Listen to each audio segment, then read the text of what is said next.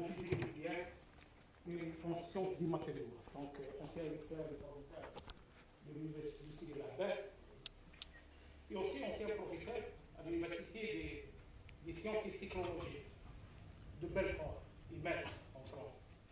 Professeur associé à Iowa State, ça c'est université donc en Amérique. Aussi donc senior chercheur associé au centre de recherche ICTP, Trieste en Italie. Aussi donc dans une institution donc allemande, Max Planck Institute, donc en Allemagne. Donc il est acteur de plus de 400 communications internationales dans A. Et puis dans Great Thinking et le Web of Service Web. Donc sans tarder, dernièrement aussi il était auteur avec le grand donc, chercheur Krishna Ryan, donc de l'Université de New York, et c'est le concept des génomes des matériaux, c'est ça. Donc, sans tarder, on va écouter donc, le professeur Oral. C'est la présentation donc, qui est intitulée donc, Les mystères cachés de l'eau. Merci. Ben, je vais essayer d'être au milieu, comme ça fera un peu de hein? D'accord. Quand dans un amphithéâtre, c'est mieux. Pour animer, c'est mieux pour parler. Hein? Animer. Je pense que vous entendez tous. Non, son micro, c'est mieux. Voilà, c'est mieux. Son micro, c'est mieux. Allez, je vais me mettre au milieu. Alors, je voudrais aujourd'hui vous parler un peu de ces mystères cachés de l'eau, parce qu'en fait, l'eau a été toujours une énigme. Une énigme jusqu'à aujourd'hui, on ne sait pas beaucoup de choses sur l'eau, malgré que elle est autour de nous, nous vivons grâce à l'eau, la vie y est grâce à l'eau, l'univers y est grâce à l'eau, partout l'eau est présente. Mais jusqu'à présent, beaucoup de choses sont inconnues, sont méconnues, mais c'est des mystères pour l'eau. Alors aujourd'hui, je vais essayer d'adapter ma présentation par rapport à deux grands axes. D'abord, l'eau comme étant un milieu, d'accord, donc c'est-à-dire un liquide. Donc par rapport à ce liquide, d'abord, quelles sont ses propriétés? Quelles sont ses anomalies? Ça veut dire que l'eau, en fait, quand vous regardez l'eau, par rapport à tous les liquides qui existent, l'eau est différente de tous les autres liquides. Il a en fait 70 anomalies qu'on ne retrouve pas dans les autres liquides. C'est seulement chez l'eau que nous retrouvons ces propriétés. Elles sont inexistantes dans les autres liquides. Donc ma première partie sera consacrée essentiellement à cette eau en tant que milieu. Et puis en deuxième lieu, je vais parler un peu d'un côté plus philosophique, plus, je dirais, alternatif, comme une médecine alternative, et puis qui fait le buzz aujourd'hui, c'est-à-dire l'eau en tant qu'élément vivant. Beaucoup de gens pensent que l'eau est un élément vivant, c'est-à-dire c'est un être qui vit. Et donc si c'est un être qui vit, c'est-à-dire que nous allons entrer dans une grande polémique, qui fait la polémique ces dernières années, la mémoire de l'eau. Qu'est-ce que ça veut dire? Donc ce qui fait qu'en premier lieu, je vais essayer d'abord de vous donner certaines anomalies les plus importantes de l'eau. En fait, c'est ça. Et puis nous allons par la suite voir des choses un peu plus compliquées, un peu plus complexes, d'accord? Nous allons introduire des notions assez complexes et je vais essayer de les simplifier le plus possible. Alors, donc, comme j'ai dit, tout d'abord, l'eau recouvre dans notre terre, 70% de notre terre est faite d'eau. Alors, cette eau, donc, qui est le 70% de l'eau sur cette terre, 97,2, c'est de l'eau salée. Donc, c'est de l'eau qu'on retrouve dans les océans ou dans les mers. D'accord? Il n'y a que 2,2% d'eau douce. Donc, ça veut dire que tout cette 70% de notre planète qui est d'eau, en fait, il n'y a que 2,5% qui est constitué d'eau douce. Ça, c'est la Terre. Et puis l'homme. L'homme, 70% de notre corps est fait d'eau. Donc 70% de notre corps est fait d'eau, et c'est ça ce que nous allons voir en deuxième partie. Mais dans ces 70% de l'eau, 92% c'est le plasma du sang, 92% du plasma du sang est fait d'eau. 80% dans les tissus musculaires que nous avons sont faits d'eau, d'accord? Et 60% de ces globules rouges sont faits d'eau. Et ça c'est important, les globules rouges, parce que nous allons voir à la fin, si vous êtes toujours animé, vous êtes toujours, donc, si je ne vous ai pas embarrassé par mes mots, de voir qu'il y a une autre, aujourd'hui, vision de l'eau, c'est ce qu'on appelle l'eau structurée. Donc la structuration de l'eau, et vous allez voir qu'est-ce que ça veut dire plus tard. Alors voilà, un peu ceci, qu'est-ce que ça représente? Donc l'eau est partout. Mais évidemment, malgré que toute cette abondance, mais on ne le connaît pas assez. Et donc, il y a beaucoup de mystères qui sont autour de cette eau. Alors, l'eau, c'est quoi en fait? L'eau, c'est H2O, tout le monde le connaît. C'est une molécule, d'accord, avec un oxygène duquel sont reliés deux hydrogènes. En fait, la molécule d'eau toute seule, elle est très difficile à casser. C'est l'une des molécules la plus difficile à casser. C'est-à-dire casser une liaison oxygène-hydrogène, d'accord, c'est très difficile. Et c'est pour ça qu'on n'arrive pas aujourd'hui à faire ce que nous appelons produire de l'hydrogène. Donc si nous voulons des énergies renouvelables à partir d'hydrogène, c'est-à-dire l'abondance de l'hydrogène, il faut casser la molécule d'eau et donc récupérer l'hydrogène pour que l'hydrogène soit un carburant, d'accord, qui est, je dirais, non polluant, d'accord. Mais comme c'est une liaison covalente entre l'oxygène et l'hydrogène, c'est une liaison très forte, d'accord, donc c'est très difficile à casser. Il faut aller à des températures très très élevées pour la casser. Et donc c'est pour ça que c'est très difficile de produire de l'hydrogène à partir de la molécule d'eau. Mais ce qui est bizarre, d'accord, quand la molécule se lie avec une autre molécule, d'accord, pour donner de l'eau, parce que l'eau en fait, donc ce que nous buvons, l'eau est faite de ce qu'on appelle d'un cluster, d'un amas de molécules. Et au minimum, il y a à peu près entre 17 et 19 molécules pour avoir une goutte d'eau. D'accord? Et donc, ces molécules, quand ils se lient, d'accord, ils se lient par ce que nous appelons par une liaison hydrogène. D'accord? C'est-à-dire qu'en fait, quand l'oxygène est dans la molécule, l'hydrogène et l'oxygène sont très solides, la liaison est très forte, mais quand l'oxygène de cette molécule se lie avec l'hydrogène d'une autre molécule, d'accord, la liaison est très faible, facilement cassable, d'accord. On dit c'est une liaison hydrogène. Et donc, c'est pour ça qu'on dit la molécule d'eau est une molécule polaire, d'accord, parce qu'il y a une notion de charge, d'accord, et de polarité, d'une charge positive et d'une charge négative. Donc voilà un peu. Et donc, c'est des molécules d'eau qui vont s'agréger entre eux pour former ce qu'on appelle un cluster. Donc on parle de cluster d'eau, on ne parle pas, d'accord, de cluster de molécules d'eau. Voilà, et ça c'est important, nous le verrons plus tard, d'accord, plus tard, retenez ça.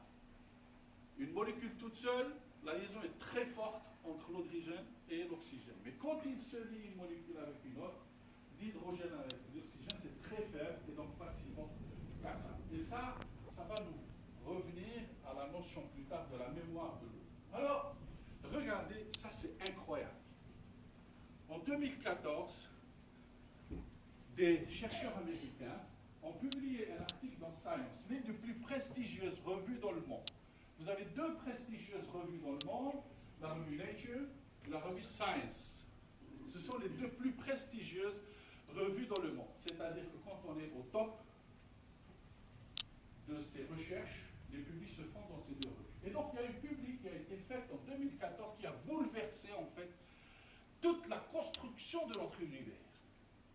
Toute la construction, elle a bouleversé en fait toutes les théories, disons comment l'univers a été construit, et essentiellement notre système solaire. Parce qu'en fait, qu'est-ce qu'on dit? On dit d'abord que le Soleil s'est formé, il y a 4,6 milliards d'années, et autour du Soleil se sont formées les planètes. Et donc les planètes ont donné naissance à un système, et c'est le système solaire. D'accord? Nous sommes dans le système solaire. Donc il y a un Soleil autour duquel gravitent des planètes.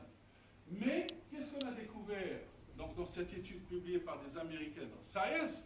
C'est que 50% de l'eau d'accord, serait plus vieille que le Soleil.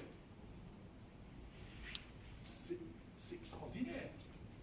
Comment se fait-il que le Soleil, qui a été construit avant la Terre, d'accord, et comment se fait-il que dans la Terre, il y a de l'eau qui est plus vieux que le Soleil?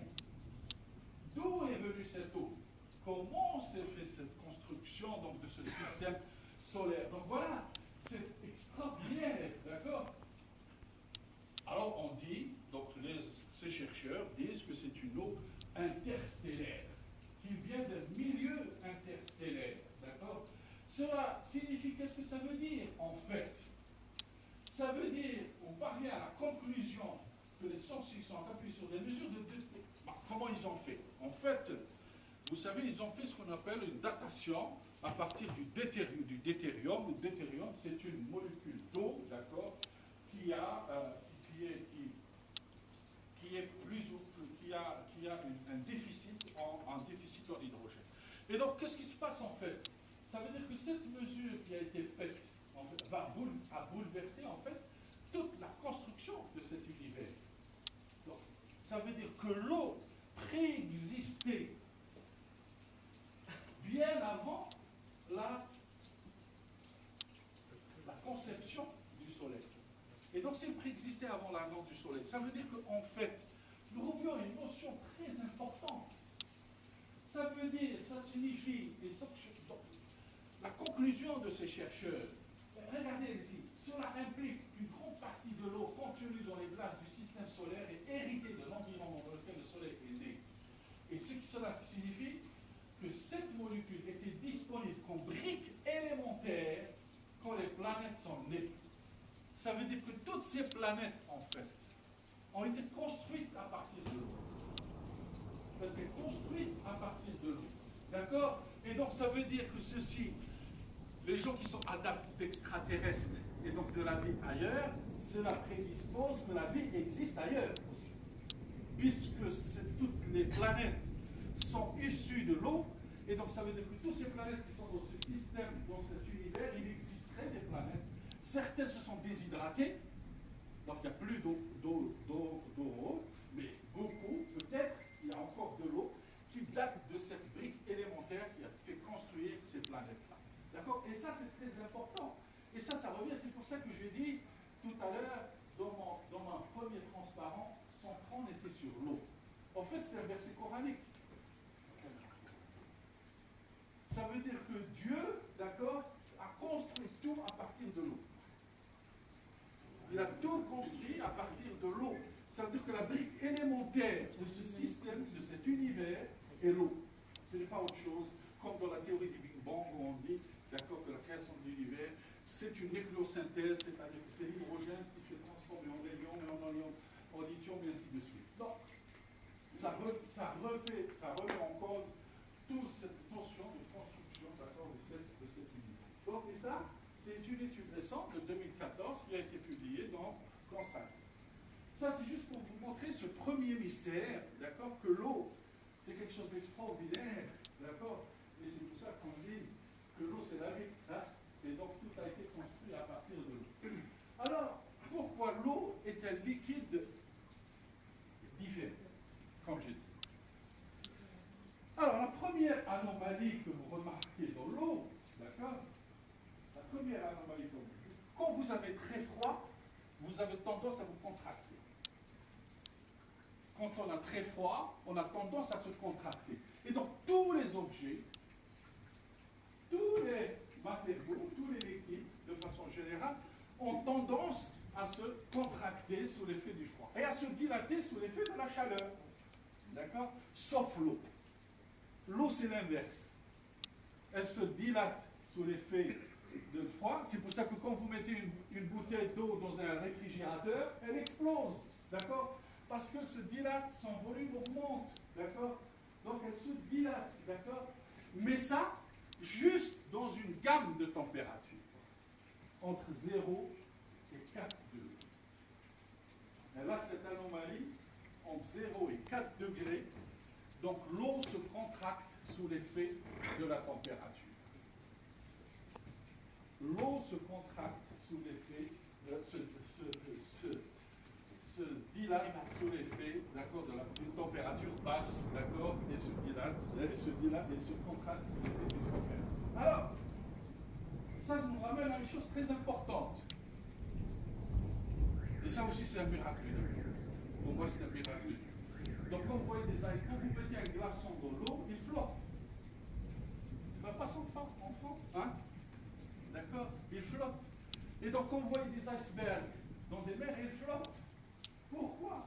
Donc, les icebergs flottent sur l'eau, alors que c'est quelque chose qui est plus massique, d'accord? Elle est plus massique, d'accord? Non, c'est un problème de densité. Donc, c'est le problème de la densité, d'accord?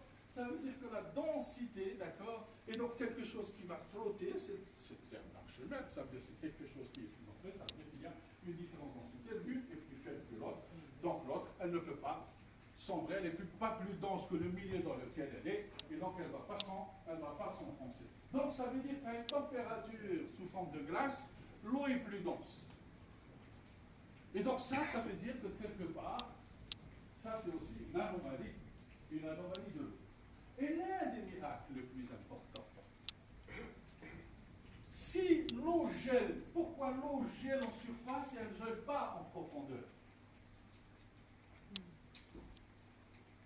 Parce que quand quelque chose gèle, elle commence à geler, et puis cette cristallisation, elle va s'étaler, d'accord, puisque le froid va s'étaler, c'est le changement, c'est toujours le froid et le chaud, donc elle va s'étaler, et donc plus elle va s'étaler, ça veut dire que tout va devenir glace. Donc ça veut dire pourquoi les mers ne deviennent pas glace, d'accord? Parce qu'il y a aussi une forte corrélation entre la température et la pression. Ça veut dire que plus on descend, plus la pression est différente de la pression atmosphérique. Ce que je dis ici, c'est la pression atmosphérique. Et donc, dans les océans, plus on descend, la pression est différente. Et donc, ça veut dire qu'il y a, c'est ce qu'on appelle la stratification de l'eau. On appelle ça de la stratification de l'eau. Et l'eau se comporte différemment en fonction des saisons. Ça aussi, c'est un miracle de l'eau. Ça veut dire qu'il se comporte différemment en fonction de l'été et en fonction de l'hiver. Ça veut dire qu'en fonction de l'hiver, il se comporte d'une façon, et en été, il se comporte d'une autre façon. Pourquoi? Pour préserver la vie. Pour préserver la vie. Parce que si l'eau ne se comportait pas comme ça, en hiver, il y a les glaçons comme ça, et la glace peut se propager dans le milieu. Ça veut dire qu'il n'y aurait pas de vie dans la mer. Tout serait gelé. Hein? Il n'y aurait pas de poissons, il n'y aurait pas de végétation. D'accord? Et donc la vie, il n'y aurait plus de vie. D'accord? Mais cette anomalie de l'eau fait que la vie reste. Ça veut dire que l'eau, en fait, en hiver, la stratification va se faire, l'eau va de 0 degré, elle va monter en température, et plus on va descendre, plus la température va augmenter. On va passer de 0 degré jusqu'à 8 degrés. Et en été, c'est l'inverse. On va du chaud vers le froid. Donc ça veut dire, et ça, c'est ce qu'on appelle, là, ça veut dire, c'est ce que nous appelons un miracle de la vie. Et ça, c'est une anomalie de l'eau. Parce que s'il était liquide, normal comme les autres, nous n'avions pas ça, et la vie n'existerait pas. S'il y a l'hiver, il y a donc tout gèle, et donc les lacs gèlent, hein, donc le fond gèle, les mers gèlent, et si tout gèle, il n'y a plus de vie. Et donc ça, c'est une anomalie qui fait que l'eau garde donc la vie et nous préserve. Donc, et ça, jusqu'à présent, il y a juste des suppositions pour expliquer ceci. Ce sont des théories, mais aucune théorie n'est aussi exacte que l'autre. Donc il y a des études, vous avez trouvé des études, mais il n'y a aucune étude qui est aussi sérieuse et qui peut prouver pourquoi ceci.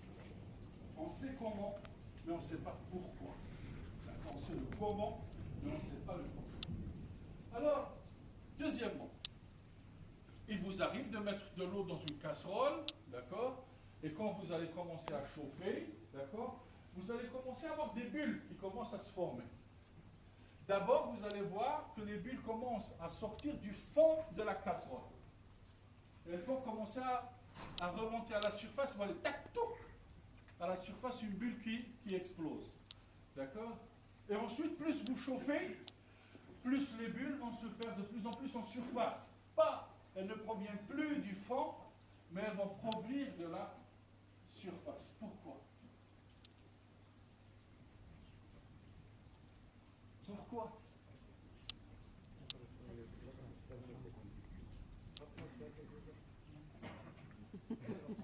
Ah, parce que l'eau, c'est le meilleur solvant. C'est un solvant où il dissout tout, presque tout, il dissout dans l'eau. D'accord? En fait, qu'est-ce qu'il fait l'eau? Parce que l'eau, en fait, puisqu'il est en contact avec l'environnement, d'accord? Il capte de l'oxygène, hein? Il capte de du NO2, d'accord, de l'azote, il capte, d'accord, tous les molécules qui sont dans l'air. Et ces molécules sont emprisonnées dans l'eau. Et quand on commence à chauffer, on commence à casser ces liaisons d'hydrogène, donc, et l'oxygène commence à sortir. L'azote commence à sortir, d'accord? Donc tous ces éléments qui étaient piégés dans l'eau commencent à sortir. Et donc cette goutte d'eau que vous voyez, la première bulle qui sort, c'est de l'oxygène, d'accord? Libre, d'accord? Qui était piégé dans l'eau qui commence à sortir, d'accord? Et ensuite, plus la température augmente, non, c'est l'eau qui devient gaz. C'est la gazification de l'eau. Hein? Donc c'est l'eau qui devient gaz, donc ce liquide devient gaz, et c'est comme ça qu'il y a l'évaporation. Et donc si vous allez laisser, il va tout s'évaporer parce que l'eau est devenue gaz. Ça, c'est aussi une des anomalies de l'eau, d'accord, de piéger tous ces éléments. Donc ça veut dire que s'il les piège quelque part, a-t-il une mémoire? Pouvons-nous les retrouver plus tard? Ces éléments-là, on verra plus tard. Comme j'ai dit, voilà la stratification que je parlais tout à l'heure de l'eau. Vous voyez, par rapport aux saisons, entre l'été et l'hiver, regardez, entre l'hiver, c'est 0, et puis ça chauffe plus bas, et en été, d'accord, c'est plus froid en bas, hein, et ça réchauffe, hein, ça se réchauffe vers le haut. C'est ce qu'on appelle la stratification, d'accord, thermique entre l'été et l'hiver dans un lac. Parfait. Alors, deuxième chose qu'on vient de découvrir, on vient de découvrir aussi cette anomalie de l'eau dans les sondes. Donc des sondes qui sont assez développées, qui peuvent aller à des profondeurs très lointaines dans les océans, d'accord, où les températures sont extrêmement froides, plus bas, d'accord. Donc ce qui fait que l'un des décès, c'est ce qu'on appelle no man's land. C'est-à-dire il y a une zone de température de l'eau, d'accord, où on ne comprend rien. On ne comprend rien, on ne sait pas ce qui se passe, d'accord. L'eau prend des états qui sont complètement je dirais, bizarres, parce qu'en fait, plus on va plus bas, ça veut dire que les températures vont descendre, et en plus, les pressions sont importantes. Les pressions sont importantes. Donc, vous voyez que l'eau passe en fait d'un état cristallin comme nous les connaissons à des états cristallins amorphes. Je ne vais pas rentrer dans ces états, mais c'est des états qui sont des états qu'on n'a jamais vus ailleurs, d'accord, pour les liquides, d'accord, et que l'eau prend ces états-là. Et ça, c'est une autre histoire, je ne vais pas rentrer sur ça, mais c'est une dernière anomalie qu'on vient de la baptiser no man's land, c'est-à-dire c'est le désert total où il n'y a rien, il n'y a ni vie, ni rien.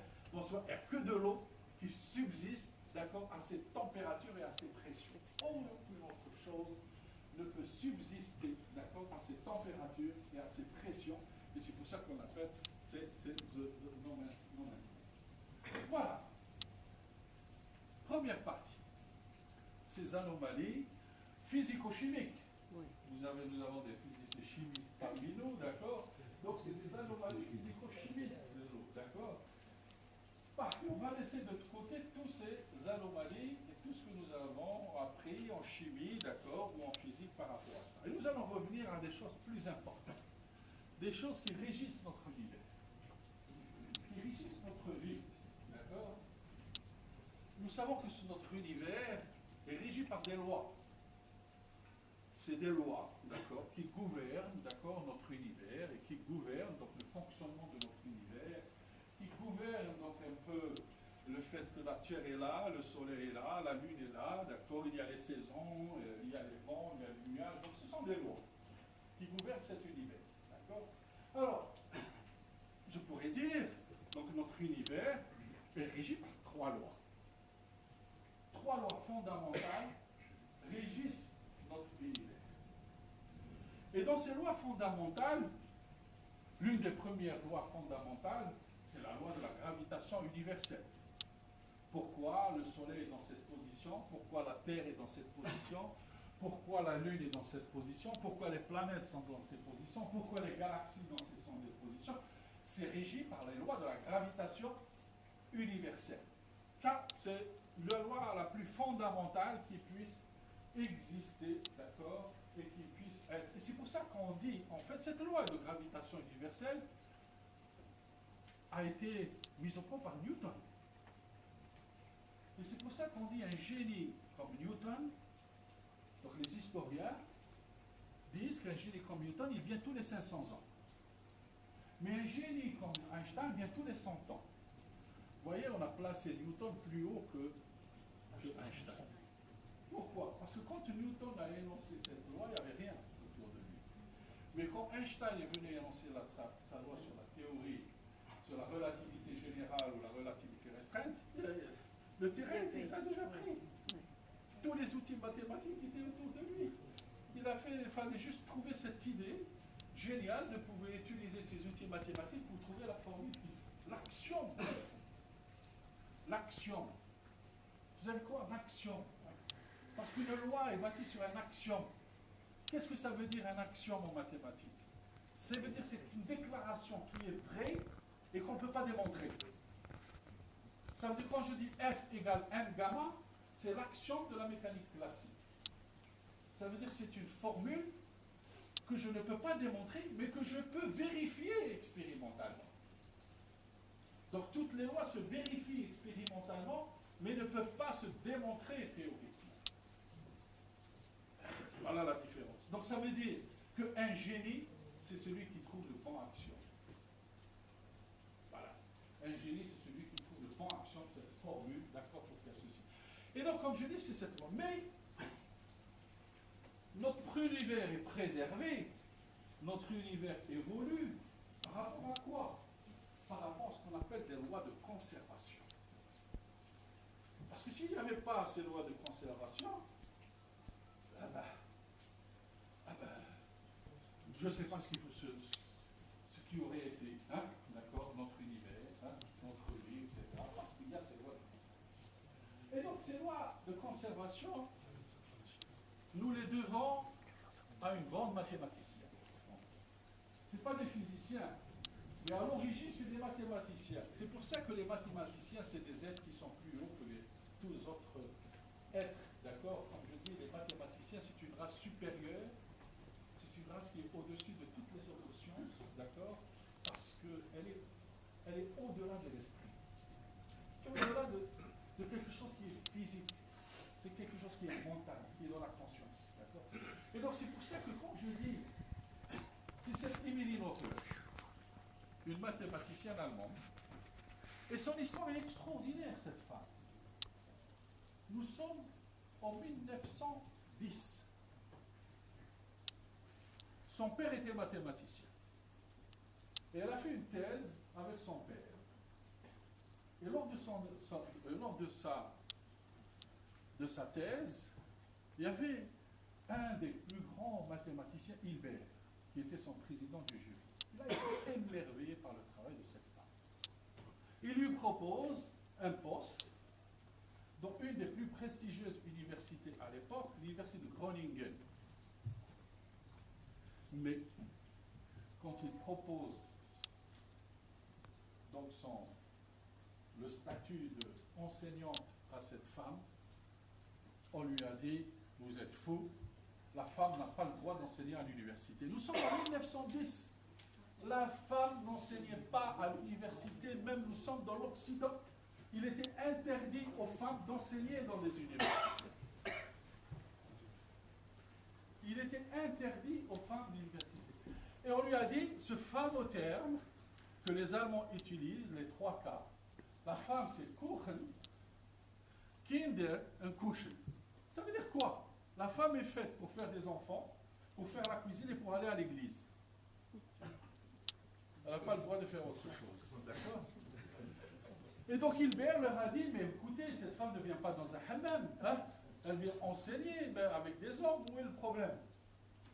Et donc, il a admise à enseigner, et donc elle a commencé à enseigner dans cette université, mais elle ne devait pas porter son nom, et son nom ne devait pas être sur la liste des enseignants. Elle a enseigné au nom de Hilbert. Nous sommes en 1917. Donc, vous voyez que... Et donc, cet éliminateur, Einstein a dit, c'est l'une des plus fantastiques et fascinantes mathématiciennes que j'ai pu rencontrer dans ma vie. Et donc, qu'est-ce qu'elle fait, en fait? Elle émet un théorème, d'accord?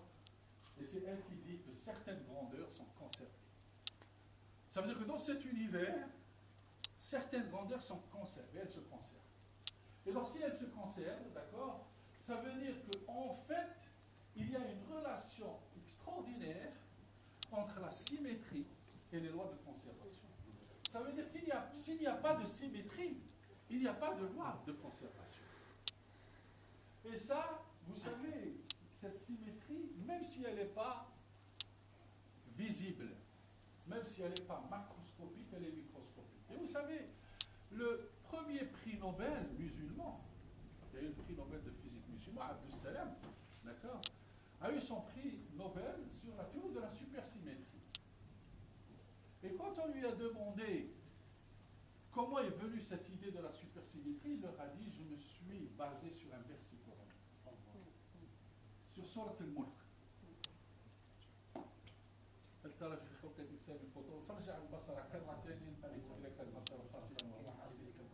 Ça veut dire que si tu ne vois pas de symétrie à l'échelle macroscopique, va plus profondément. Et si tu ne vois pas de symétrie à l'échelle microscopique, va encore plus profondément. Et cette symétrie qu'il a eue, c'est la symétrie qu'il a eue, c'est au niveau du proton.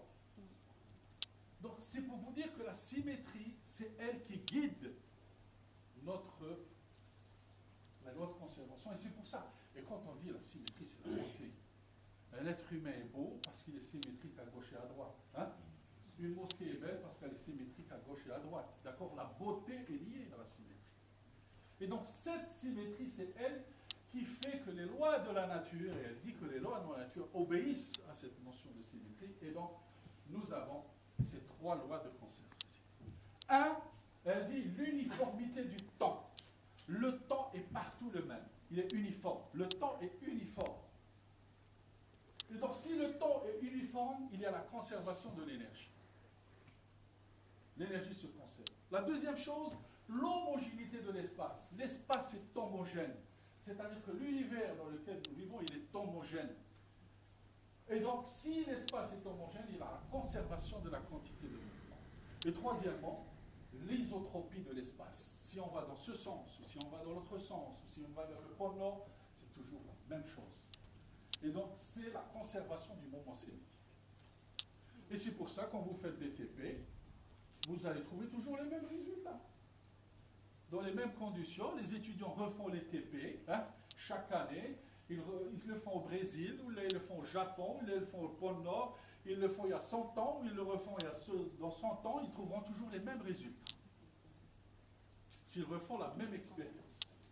Parce qu'il y a ces lois de conservation, d'accord, des lois de conservation.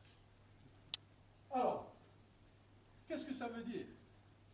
En tant que physicien, on va se dire, donc, la loi de conservation de l'énergie, c'est la transformation dans le temps, sauf que c'est l'origine du temps. On ne sait pas. La seule chose qu'on ne sait pas dans ça, c'est l'origine du temps. Le temps, il provient d'où? Deuxièmement, l'origine de l'espace. On ne sait pas. Et puis, la direction privilégiée. Donc, c'est des énigmes qui restent, et on le saura peut-être un jour. Voilà. Ça, je termine avec ces trois concepts. Alors, jusqu'à présent, c'est très important ce que je vais dire. Concentrez-vous bien. Donc, comme je dis, il y a trois lois de conservation. C'est eux qui régissent notre univers. Et puis Gödel, un mathématicien aussi. Comme je dis, les mathématiciens, des êtres brillants, il nous sort des choses de temps en temps. M. Ouveli est là, hein, mathématicien, d'accord. Je les admire, les mathématiciens. Je les admire parce que, comme j'ai dit, c'est de la transcendance, comme l'a dit M. Stone. La transcendance, il y a une transcendance chez les mathématiciens qui n'existe pas chez les autres. Hein. Et donc, Gödel, c'est un mathématicien, mais un logicien. Et là, il va à l'encontre de tous les mathématiciens. C'est-à-dire, il devient l'ennemi des mathématiciens. Parce que en mathématiques, quand on veut démontrer un théorème, soit on arrive à un résultat et on dit c'est juste, soit on arrive à se contredire et on dit c'est faux. D'accord? Ça veut dire que ça peut être soit vrai, soit faux. Mais il n'y a pas de situation où on est indécis. On ne sait pas si c'est vrai ou si c'est faux. D'accord? Il y a donc des situations où on ne peut pas dire si c'est juste ou si c'est faux. D'accord? C'est ce qu'on appelle l'incomplétude. Donc on dit qu'un théorème est incomplet. Ça veut dire que si on n'arrive pas à dire qu'il est vrai ou qu'il est faux, on dira qu'un théorème est incomplet. Donc c'est ce qu'on appelle le théorème d'incomplétude. Et donc, Gödel arrive à démontrer en fait qu'il y a des situations où on ne peut dire ni c'est vrai, ni c'est faux, d'accord? Et donc on est dans l'incomplétude. Et donc si on est dans l'incomplétude, dans l'indécidabilité, on ne peut pas décider. Donc on est dans l'indécidabilité. Ça veut dire malgré toutes ces lois de conservation, toutes ces lois qui existent, qui nous permettent de faire des prédictions, qui nous permettent de comprendre des choses. Mais il y a des situations où nous ne comprenons rien. On ne peut pas trancher, d'accord, sur la vérité, d'accord, ou sur la non-vérité d'un phénomène. Et donc il faut trouver autre chose. Ça veut dire qu'il y a quelque chose qui est incomplète. Ça veut dire que dans tout ce que nous avons construit comme science, il y a quelque chose qui est incohérente et incomplète. Et donc si elle est complète et incohérente, il est indécidable. Mais il faut qu'on se décide, quelque part. Il faut qu'on se décide. On ne peut pas rester comme ça et dire voilà, on est devant une situation, et puis on dit on baisse les bras et on reste. Et puis, le déclic est venu par cette fois. Un physicien, un mathématicien, toujours, regardez, toujours c'est des mathématiciens qui nous sauvent. Hein? C'est toujours des mathématiciens qui nous sauvent, en fait. Hein? Devant un mur, on ne sait pas quoi faire, et puis il y a un mathématicien qui arrive et qui nous délivre. Hein? Qui nous délivre de ces incohérences, Alors, lui est un Ukrainien qui travaille à l'université de Boston, qui est célèbre déjà. En 1971, on va la plus célèbre conjecture de l'informatique théorique. Donc c'est lui qui est à la base de cette conjoncture de l'informatique qui est jusqu'à présent. On n'arrive pas à la démontrer. Quand on dit conjoncture, ça veut dire qu'on est dans. Alors il suggère. Qu'est-ce qu'il suggère? À partir de ce théorème de Gödel, il suggère que certaines informations propres au monde mathématique ne peuvent être extraites du monde physique. Si vous avez assisté à la conférence de Johnston le vendredi, d'accord, entre la transcendance de l'esprit, d'accord, et la raison, la transcendance de l'esprit, ça veut dire qu'il y a le monde mathématique est déconnecté du monde physique. Un bon mathématicien ne peut pas réfléchir, il ne peut pas se mettre dans une position où il doit observer le monde physique dans lequel il vit. Un physicien ou un autre scientifique doit d'abord s'imprégner dans le monde de l'observation. Mais un mathématicien, il est déconnecté de ce monde-là. D'accord? Et ça a une grande implication. C'est cette nouvelle version du théorème, d'accord, a une conjecture sur les rapports entre le monde physique et le monde mathématique. Et là, ça implique qu'il y a une quatrième loi qui doit régir cet univers. Sinon, impossible de lever cette conjoncture et impossible de rester dans ce monde incohérent et incomplet. C'est la conservation de l'information. La conservation de l'information. Ça veut dire qu'il faut ajouter une quatrième loi pour stabiliser pour pouvoir, d'accord, être en phase avec ce théorème de Gödel, ce théorème d'incomplétude et d'incohérence, d'abord, il faut introduire une quatrième loi de conservation. Beaucoup de gens ne sont pas d'accord. D'accord? Mais, vous allez le voir, et nous allons le voir tous ensemble, d'accord? Donc, il y a une loi.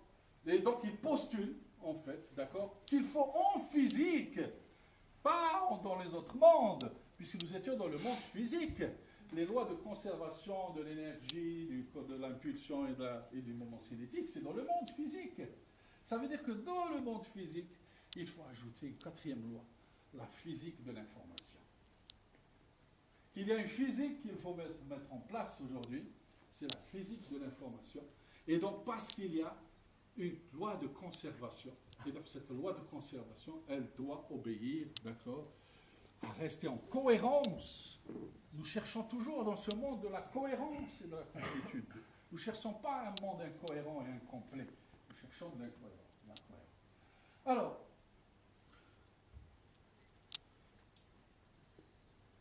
autre témoignage, pas témoignage, mais autre étude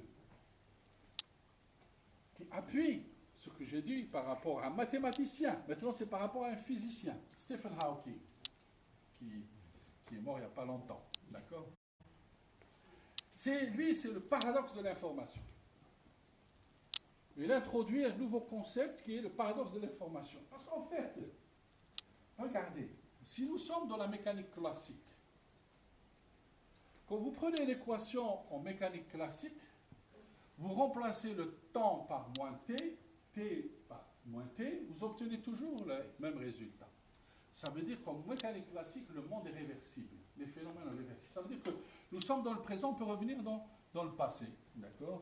Donc, le retour dans le passé est possible. Ça, c'est la réversibilité. Mais, en fait, est-ce qu'il y a la réversibilité? Est-ce qu'on peut en revenir dans le passé? D'accord? Mais, donc, cette réversibilité versus irréversibilité. Donc, nous avons donc deux physiques. Une physique qui appuie la réversibilité, une physique qui appuie l'irréversibilité. Donc, la flèche du temps. Ça veut dire que le temps s'écoule que dans un sens. Il ne peut pas s'écouler dans un autre sens. Et puis, il y a la mécanique quantique. Là, dans la mécanique quantique, la réversibilité existe. On peut revenir dans le passé. D'accord? Ça veut dire que la notion de flèche de temps n'existe pas. D'accord? On peut aller dans un sens ou comme on peut aller dans l'autre sens. Et donc, Stephen Hawking, qui est à l'origine des trous noirs, il dit en fait que quand une information tombe dans un trou noir, on l'a perdue à jamais, elle s'évapore. Et donc, si cette information s'évapore, comment on peut la conserver? D'accord? Et là, donc, nous sommes dans le paradoxe de l'information. Et puis, il y a un autre qui arrive. Il y a un autre qui arrive, professeur à Oxford, professeur Dutch, d'accord, David Dutch, qui a écrit un livre magnifique qui s'appelle The Beginning of Infinity. Le commencement de l'infini. Ça veut tout dire, hein? Le commencement de l'infini. Alors il dit, toutes ces lois que nous connaissons, en fait, c'est nous qui les avons mis en place. C'est l'être humain qui les a conçues. Il peut les manier comme il veut.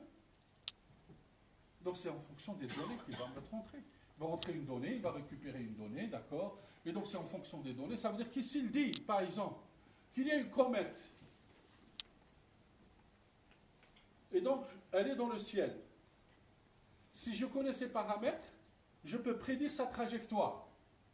Et donc, si je peux prédire sa trajectoire, je peux dire à quelle date elle passera près de la Terre, à 100 km de la Terre, ou à 1000 km de la Terre, ou à 10 000 km de la Terre. C'est les lois de la physique qui prédisent ceci. Mais en fait, ce n'est pas ça qui est important. Qu'est-ce qui est important? Ce sont ces informations que nous avons introduites au départ. Si nous n'avions pas ces informations au départ, nous ne pouvions pas, même si nous avions des formules, même si nous avions les plus belles formules, même si nous avons toutes les lois de conservation, toutes les lois de la nature, nous ne pouvons rien faire. Donc ça veut dire qu'à l'origine, c'est que l'homme manipule des données. Et donc l'homme manipule des données. Et si l'homme manipule des données, il peut les mettre comme il veut. Il peut les mettre comme ça l'arrange. D'accord? Et donc ce Dutch, il dit, il arrive à ce qu'on appelle la théorie du constructeur. Ça veut dire que nous pouvons aujourd'hui changer la conception de toutes les lois de la nature en introduisant l'information. Donc en introduisant l'information, on va changer notre vision de la construction de notre monde, et c'est pour ça qu'il appelle ça la théorie du constructeur. Elle est encore en balbutiement, mais pas encore. Certains sont d'accord, d'autres ne sont pas d'accord, mais nous verrons plus tard, un jour peut-être, nous parlerons de cette théorie, mais ce n'est pas ça pour ceci. Alors, voilà. D'accord, nous sommes, ce qu'il faut retenir, et dont j'ai besoin pour la suite, c'est la loi de conservation de l'information. Tous les autres ne m'intéressent pas pour l'eau. Hein? Tout ça, c'est pour arriver à cette loi de conservation de l'information qui est importante pour moi pour la suite. Parce que s'il n'y avait pas ça, tout ce que je vais dire tombe à l'eau. D'accord? Comme je dis, nous sommes dans l'eau et on va tomber encore dans l'eau. D'accord? Donc, c'est ça qui est important pour moi. D'accord? Alors, il y a deux grandeurs antagonistes. L'information et ce que nous appelons l'entropie. Il y a une forte corrélation entre l'entropie et l'information. D'accord? Quand on dit l'information, il y a un anthropique. D'accord? C'est un dilemme. Alors, l'entropie, c'est quoi? En fait, l'entropie, cette notion a été introduite, comme je dis, par Rudolf Clausius, d'accord? Qui a défini la notion. Alors, les principes de la thermodynamique, c'est-à-dire un peu les relations entre le travail et la chaleur, d'accord, et l'énergie. Trois grandeurs en thermodynamique. Vous avez la chaleur, le travail et l'énergie qui en découle, d'accord. L'énergie la chaleur qui se transforme en travail, ou le travail qui se conserve, qui se transforme en chaleur, d'accord, mais il y a une loi de conservation, d'accord, c'est l'énergie. Alors, ça veut dire que rien ne se perd, comme on dit, tout se transforme. Ça veut dire que le travail peut se transformer en chaleur, ou la chaleur peut se transformer en travail, c'est la loi de conservation. Et donc, c'est le deuxième principe de la thermodynamique. L'entropie ne peut être croître qu'avec le temps. Ça veut dire que l'entropie, cette grandeur physique, c'est une grandeur physique, d'accord? Elle ne peut que croître avec le temps.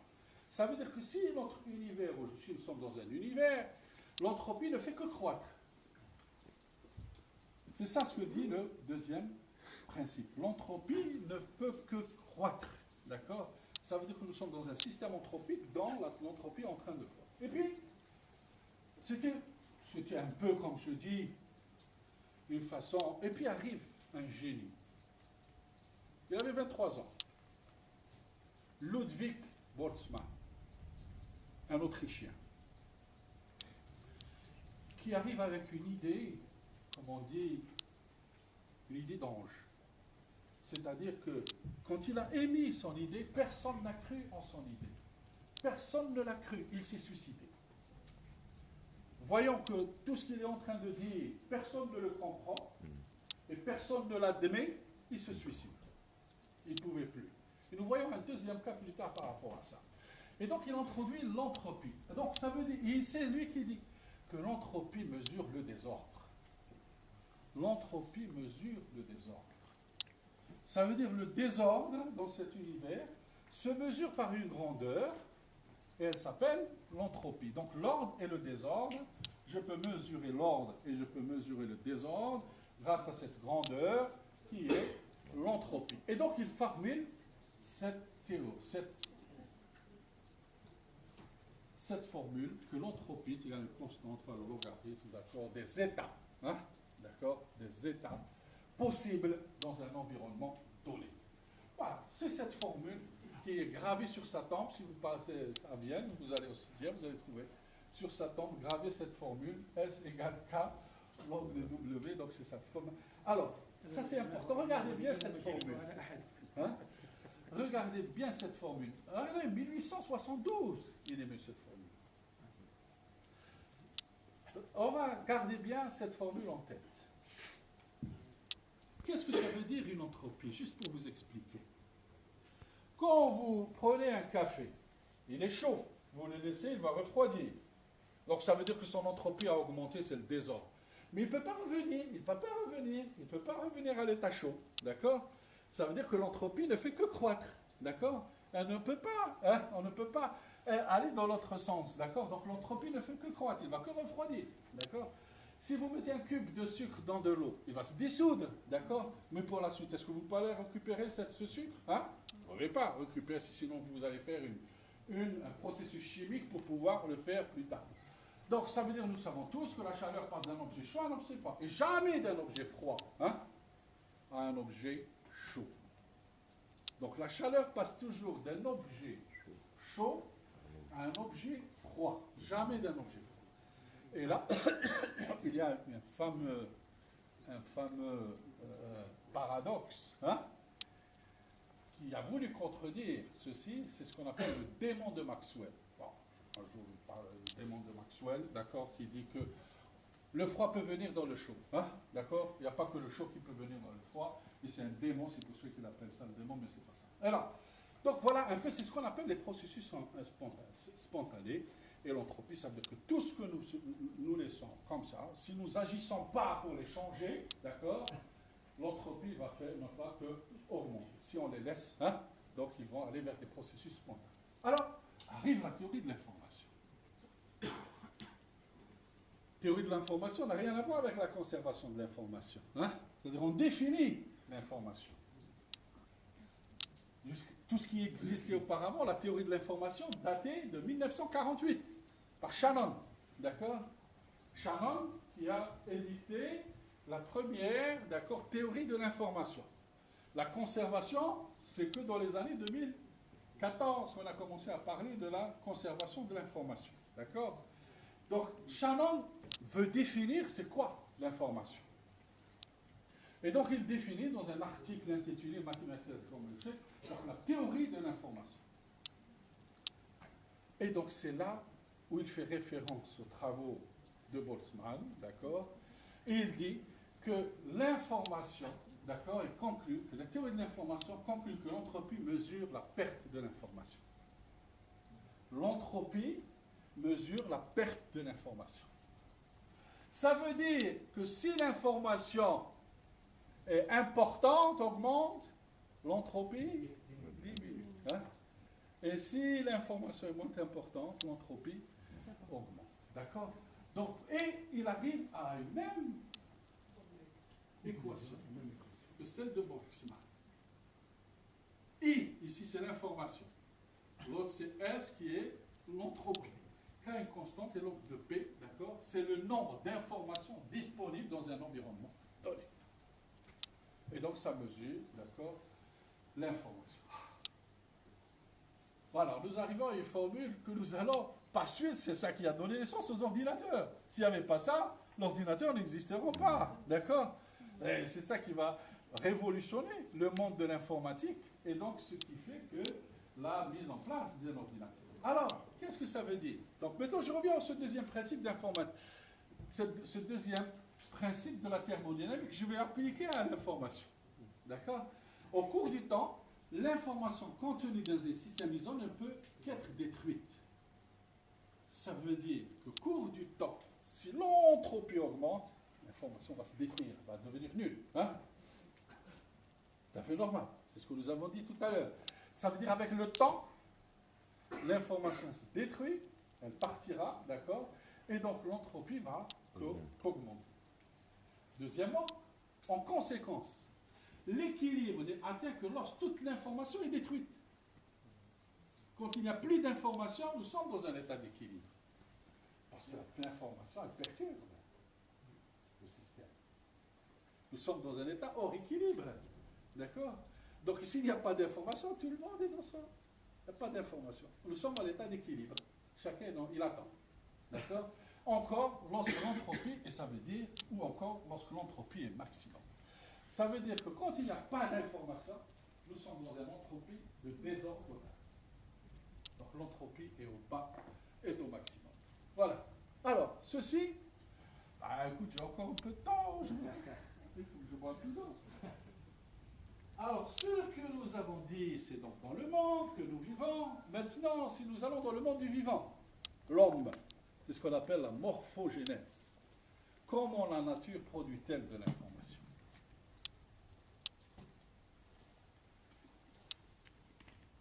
Comment la nature va-t-il produire de l'information? L'homme produit de l'information. Nous l'avons vu, ça mesure, on le mesure, etc.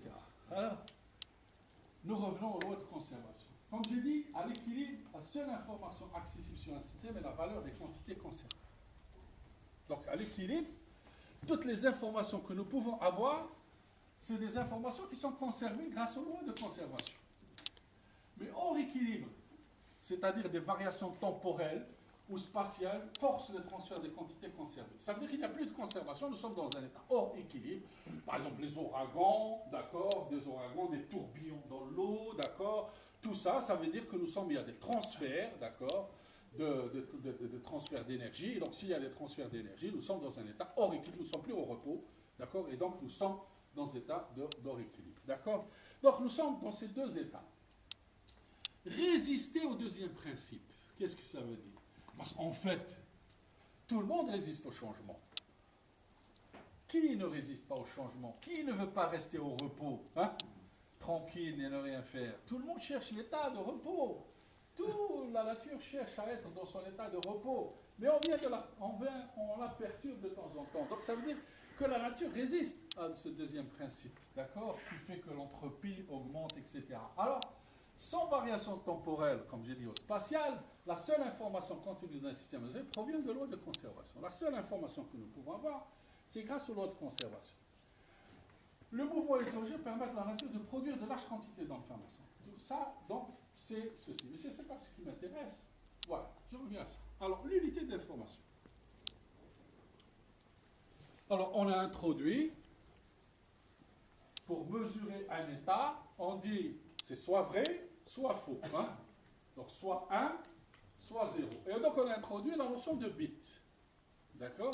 Donc, un bit, il peut avoir deux états, l'état 0 ou l'état 1. Ça, c'est le bit. Ensuite, on a voulu augmenter, d'accord, la taille. On a introduit l'octet, d'accord? C'est 8 bits, d'accord? Donc, c'est l'octet. Ensuite, je me rappelle, ensuite, on est passé donc, de 1 octet qui a 8 bits, d'accord? On est passé à 1 kilo, je me rappelle, donc, quand les premiers ordinateurs ont commencé à sortir dans les années 80, les mémoires qu'on avait, c'était des kilobits.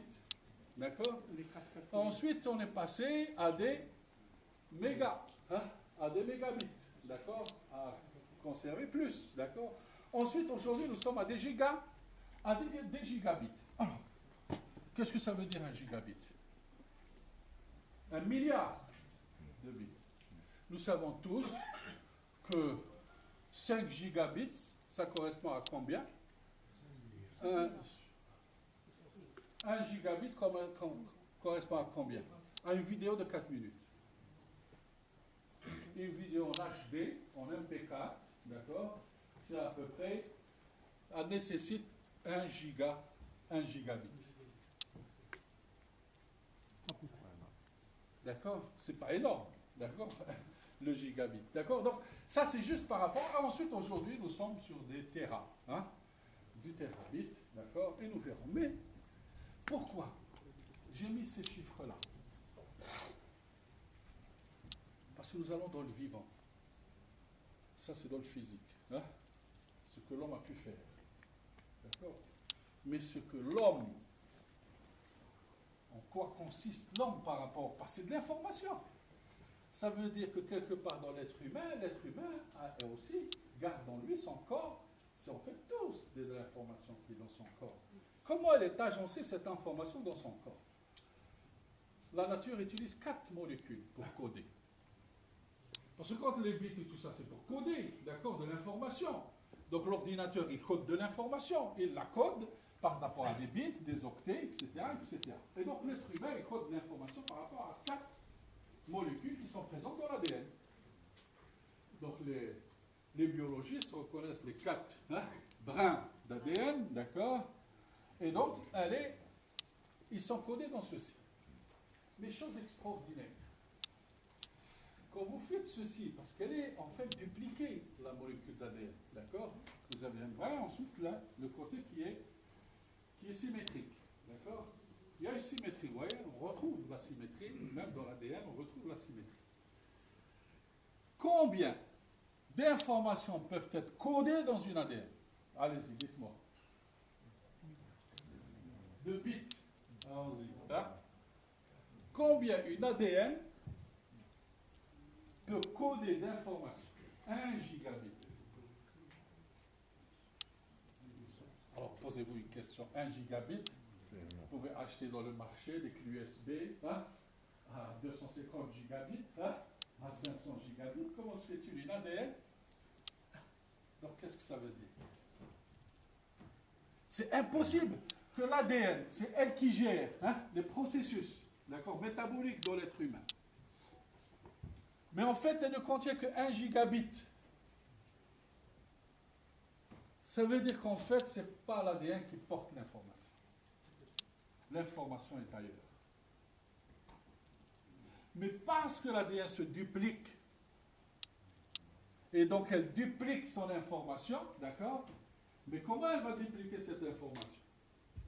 C'est ça la question qu'il faut se poser. Et tous les grands biologistes se posent la question, comment une ADN, qui est aussi complexe, pour laquelle on donne, c'est elle qui est responsable de tous les métabolismes dans l'être humain, ne peut contenir que 1 gigabit, c'est-à-dire l'équivalent de 4 minutes vidéo, d'accord, d'une image, d'un film vidéo.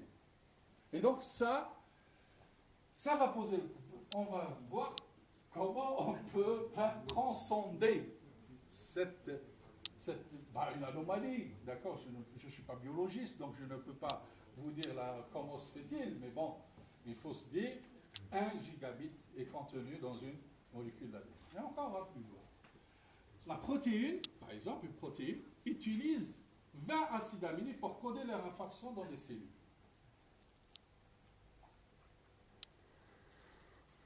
Donc ça vous laisse à réfléchir, en fait, que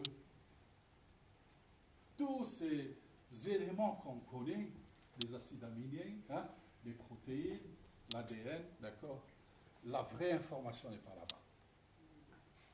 Et j'ai dit, et je vais peut-être prouver, que l'information se trouve dans l'eau qui est dans l'être humain. D'accord? Dans l'eau. Hein? D'accord? Puisque l'être humain est fait, comme j'ai dit, de 70% hein, d'eau. Nécessairement que l'eau participe à quelque chose. Il a de l'information qu'il est en train de transmettre. Mais bon, c'est des suppositions. Alors, maintenant, j'ai dit tout à l'heure, résister à l'information dans le monde physique. Hein? Comment, dans le monde vivant, on va résister à ce deuxième principe? La cellule se divise avant que l'information qu'elle contient de l'ADN ne disparaisse. C'est ça l'énigme. Hein? Ça donne 1 gigabit qui est dans l'ADN. Hein? Avant qu'il ne disparaisse, elle a déjà dupliqué. D'accord? C'est ça pour résister au deuxième principe, parce que nous avons dit que l'information est détruite, c'est l'entropie, elle est maximale. D'accord? Et donc ça veut dire qu'avant que cette information disparaisse, puisque l'entropie ne fait qu'augmenter, on a dit, donc l'information va disparaître, donc avant que l'information disparaisse, il faut qu'elle la duplique à une autre ADN. Donc c'est pour résister au deuxième principe. Ainsi, la division cellulaire et la duplication dans un temps rapide conservent l'information génétique durant des millions d'années.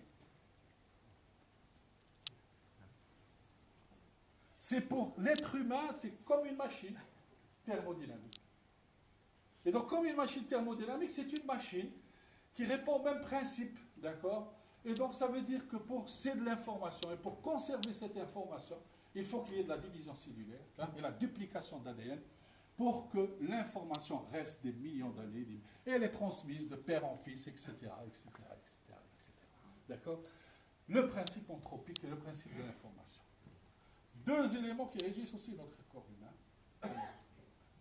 Voilà. Donc vivre, c'est quoi? C'est produire de l'information. Si on ne produit pas de l'information, on est mort. Et c'est tout à fait normal. La mort, c'est quoi? C'est que l'ADN n'arrive pas. Les divisions des cellules ne peuvent pas se diviser. Hein? Et l'ADN ne peut pas se dupliquer. L'information ne peut plus être transmise. D'accord? Et donc, ça veut dire que l'information disparaît. L'entropie augmente, et ce qu'a dit Schrödinger, la mort, et qu'est-ce que ça veut dire la mort? C'est quand l'être humain arrive à l'entropie maximale. au désordre total. Et en fait, le corps est tellement désordonné, il arrive à un désordre total, et donc il meurt. Il est mort. D'accord? Donc voilà. Et donc, ça veut dire que le code génétique, les protéines, si le chauffement, tout ça, le rend cerveau, il faut produire de l'information pour qu'on puisse laisser vivre ceci. Voilà. Important. Et nous allons voir la suite.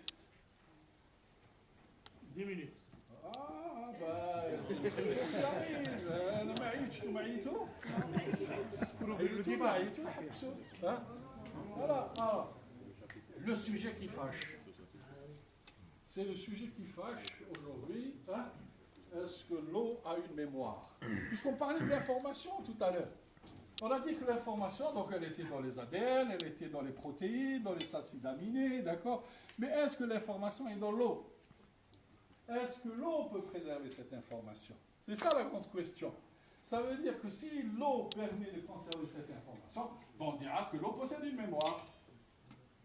C'est comme une mémoire dans un ordinateur. Elle stocke de l'information. D'accord? Donc c'est comme une ADN, elle stocke de l'information. C'est comme une protéine, elle stocke de l'information. D'accord? Mais est-ce que l'eau peut stocker de l'information? Donc s'il peut stocker de l'information, il peut la garder en mémoire. D'accord? Et donc ça veut dire, est-ce que l'eau possède-t-il une mémoire? C'est là la grande question. Et c'est la question qui fâche et qui divise tous les chercheurs, d'accord, du monde aujourd'hui. D'accord? Alors, on sait bien que des millions de pharmaciens, des milliers, des millions, peut-être des millions, peut-être, je ne sais pas combien de pharmaciens, d'accord, dans le monde délivrent de l'homéopathie. Tout le monde croit et ne croit pas à l'homéopathie. D'accord? La médecine alternative. Pas la médecine chimique par des produits chimiques, par des médicaments. Donc c'est de la médecine. Tout le monde prescrit de l'homéopathie à ses patients. En tant que science officielle, nier à la réalité électromagnétique et même rien ne pourra libérer l'imminent, les carcans chimiques installés. Si nous arrivons un jour à dire que nous pouvons guérir des maladies par électromagnétisme, d'accord, ça veut dire que je suis à Alger, je transmets l'information à mon patient par ordinateur, par Internet, d'accord, à mon patient qui est à Boston, et cette information que je vais lui transmettre va le guérir. C'est ça, hein? D'accord?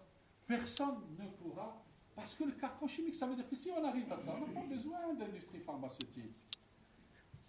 Et les premiers qui se sont révoltés, c'est les industries pharmaceutiques. Ils ne peuvent plus vendre de médicaments. Hein? Et nous allons faire la preuve. Alors, la mémoire de l'eau.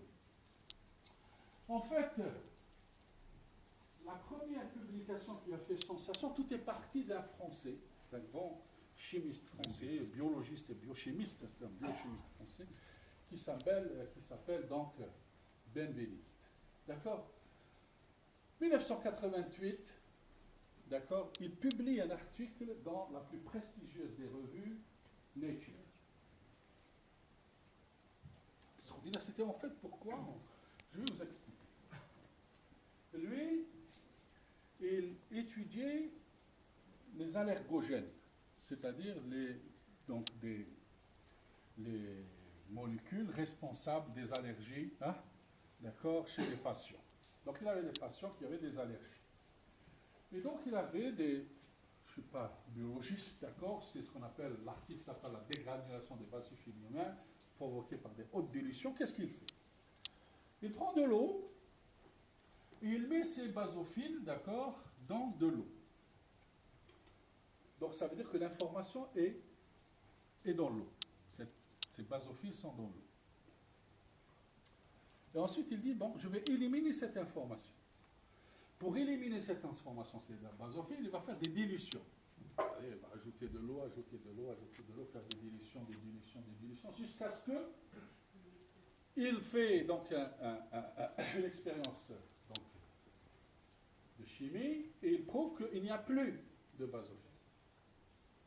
Ils ont disparu. L'eau est redevenue pure. Parfait. Il prend cette eau, d'accord, et donc il met, à côté de cette eau, il met un enregistreur électromagnétique. Il enregistre les fréquences de vibration de cette. Il les met dans son ordinateur, et ensuite il transmet ce son, cet enregistrement, d'accord, à un collègue qui est à 1 km, par Internet. Son collègue prend donc ce wave, d'accord, cet enregistrement, et il prend de l'eau pure, d'accord, et il fait écouter, donc, l'onde électromagnétique, d'accord, cet enregistrement à cette eau, d'accord. Et il prend cette eau, son collègue, et il la passe, d'accord, dans une expérience toujours pour trouver qu'est-ce qu'il y a comme élément. Il trouve la trace de la basophile.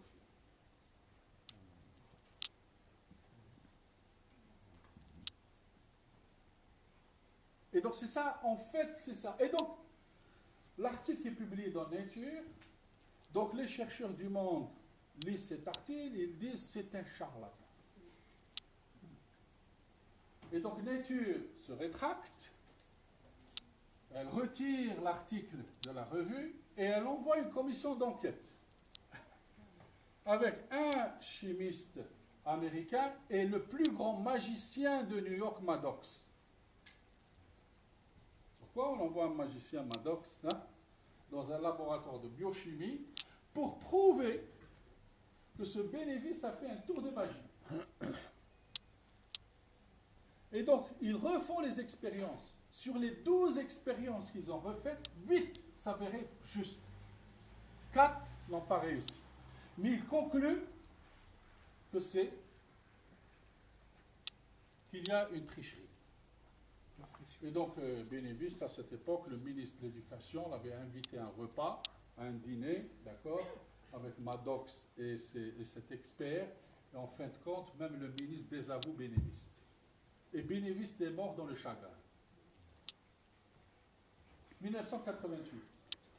Mais en fait, bien avant Bénéviste, il y avait un Vietnamien, d'accord, un Vietnamien qui s'appelle Liu, d'accord, qui était professeur à l'université de Montpellier déjà, d'accord. Dans les années 72, il a fait une thèse, d'accord, où il avait déjà parlé, parce qu'il avait ouvert un institut d'homéopathie à Montpellier. Et il traitait ses patients avec de l'eau. D'accord.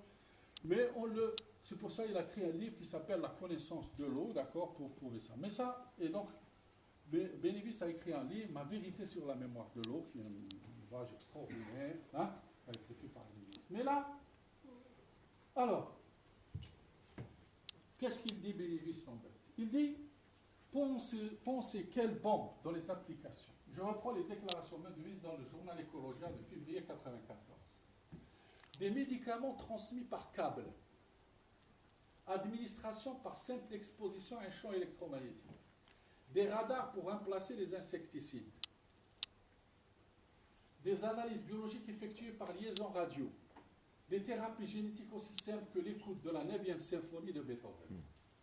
C'est ça, en fait, c'est quoi la mémoire. Ça révolutionnait tout le monde que nous connaissons. Mais bon, mais voilà que 10 ans plus tard, professeur Montagnier, prix Nobel de médecine, d'accord, croit aux expériences bénévistes. Il dit, il faut que je reprenne ces expériences. Et il a dit, j'y crois. Et il a dit même, ce bénéviste, c'est un nouveau Galilée. Ça veut dire qu'il a introduit une nouvelle science dans ce monde. D'accord. Donc, il tournait depuis plusieurs années. Et donc, Montagnier, pour la défense suisse, il dit même, c'est un nouveau Galilée. Donc voilà. Et donc, Montagnier reprend les expériences des bénévistes en appelant son assistant qui est un Algérien, par hasard, l'assistant bénéviste était un Algérien qui avait ouvert une start-up, d'accord, et puis Montagnier le rappelle, parce que c'était lui qui avait fait les expériences, qui connaissait tout sur les expériences, d'accord, et donc il le rappelle pour reprendre les expériences avec lui. Reprend le photo. Vous connaissez tous, donc. Et donc, pour Luc Montagnier, avec le sida, l'autisme, certaines scléroses en plaques, les maladies d'Alzheimer et de Parkinson, les débouchés sont immenses Mais encore une fois, c'est toute l'industrie pharmaceutique qui était remise en cause. Et donc, je reste ici. Et donc, Bénéviste refait les mêmes expériences. Lui, il prend un patient atteint de sida. Il récupère l'ADN de ce patient atteint de sida. Il la met dans l'eau, d'accord, comme Bénéviste. Ensuite, il fait des dilutions jusqu'à ce que l'ADN disparaisse, d'accord. Et il fait donc un enregistrement. Et là, il fait appel à un des plus grands physiciens d'Italie, d'accord, de l'université de Rome, d'accord, et il lui demande s'il peut faire avec lui cette expérience. Et donc, il lui transmet par Internet cet enregistrement à ce physicien qui est à Rome. Donc, ce physicien enregistre le point wave et fait réécouter l'enregistrement à de l'eau pure. Et il donne cette eau pure à des biochimistes. Il leur a dit, allez-y faire, faites une analyse. Hein. Ils font une analyse, ils découvrent de l'ADN de ce malade de sida. C'est incroyable. Hein. Ça veut dire que l'on a gardé en mémoire cette information. Hein. Et qu'il a transmise cette information, d'accord, par électromagnétisme, d'accord, par une onde. Mais, personne ne peut s'attaquer à un prix Nobel comme Bénéviste, hein? Mais ça restait comme ça. Jusqu'au jour où encore un professeur qui s'appelle Marc-Henri, professeur Starbourg, qui est un ami, d'accord, qui a écrit L'eau et la physique quantique. Et c'est là où nous allons arriver, d'accord. Alors, pourquoi là on arrive là?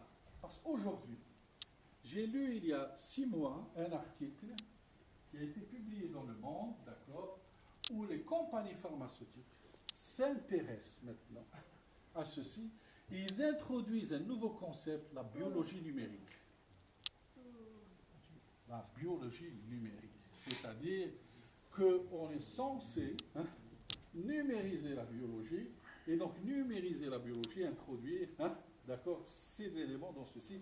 Et donc, on commence à introduire cette biologie. Alors, l'eau du point de vue quantique, c'est ça ce qui est important. Alors, allons-y. Maintenant, comment? Alors, maintenant, parce que toute la problématique qui est posée et toute la polémique qui est posée, c'est comment l'eau peut retenir l'information. Comment l'eau peut mémoriser de l'information. L'énigme est là, d'accord? Alors, regardons ceci. Le pointeur. Regardez ici, c'est des voitures. Hein? D'accord? Ils sont n'importe comment. Ils sont n'importe comment, dans le désordre. D'accord? Alors, pour définir donc, quelque chose qui est dans le désordre, on introduit, par exemple, je peux dire par rapport à quoi ils sont au désordre? Par rapport à un repère. Donc, je vais par exemple tracer un axe. Je dis c'est cette route. Ils doivent tous passer par cette route. Donc, ça veut dire qu'il y a une droite. D'accord? C'est cette route, ils doivent tous passer par cette route, ces automobilistes. D'accord? Cette voiture fait un angle avec cette droite. Celle-là fait un angle avec cette droite. Et donc, ces angles, on les appelle les angles de phase. D'accord? Ça veut dire que toutes ces voitures sont déphasées, l'une par rapport à l'autre, puisqu'ils ont des angles de phase différents. Ils sont déphasés. Et donc, quand ils sont comme ça, on dit qu'il y a de l'incohérence. C'est incohérent. D'accord? Quand quelque chose est incohérent, ça veut dire qu'elle a différents angles de phase. Et si je reprends ces angles-là, la marche au pas, ils ont tous le même angle. Hein? C'est ça, cette direction. Ils marchent tous dans cette direction. Ils ont tous le même angle de phase. Hein? Donc, on dit ils sont en phase. Hein? Au pas, ils sont en phase. Donc, on dit c'est de la cohérence. Par exemple, la ola mexicaine, la vague mexicaine. C'est de la cohérence ou de l'incohérence? Vague mexicaine, c'est de la cohérence ou de l'incohérence? C'est de la cohérence. Parce que vous avez une vague, ils lèvent tous dans la même direction, donc ils ont tous le même angle de phase. Les autres, dans un autre domaine, ils ont même l'angle de phase. Les autres, dans un autre domaine, ils ont tous l'angle de phase. Et c'est pour ça qu'on parle, par exemple, regardez ces deux-là. on dit, nous avons des domaines de cohérence. Donc la cohérence se fasse par des domaines de cohérence. Et donc l'eau est faite de domaines de cohérence. Ça veut dire qu'il y a des espaces, domaines de cohérence. Alors qu'est-ce que ça veut dire? Comment l'eau fait ces domaines de cohérence? Alors on va faire un petit...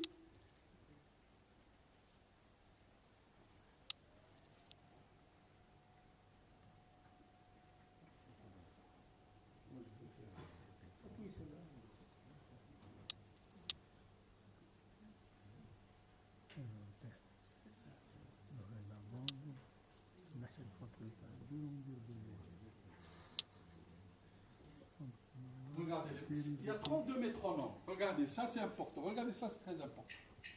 Regardez, on va lancer les métronomes chacun avec une phase. Ils sont complètement déphasés. Entendez bien. C'est un désordre total. Ils sont dans une incohérence totale. Regardez. Mais regardez, plus le temps va passer, regardez qu'est-ce qui va se passer. On a lancé chacun avec une phase différente.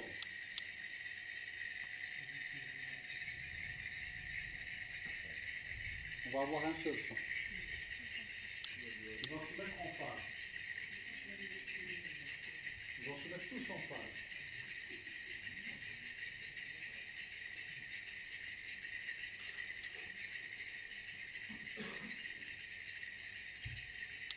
De métronomes, chacun lancé avec une phase différente.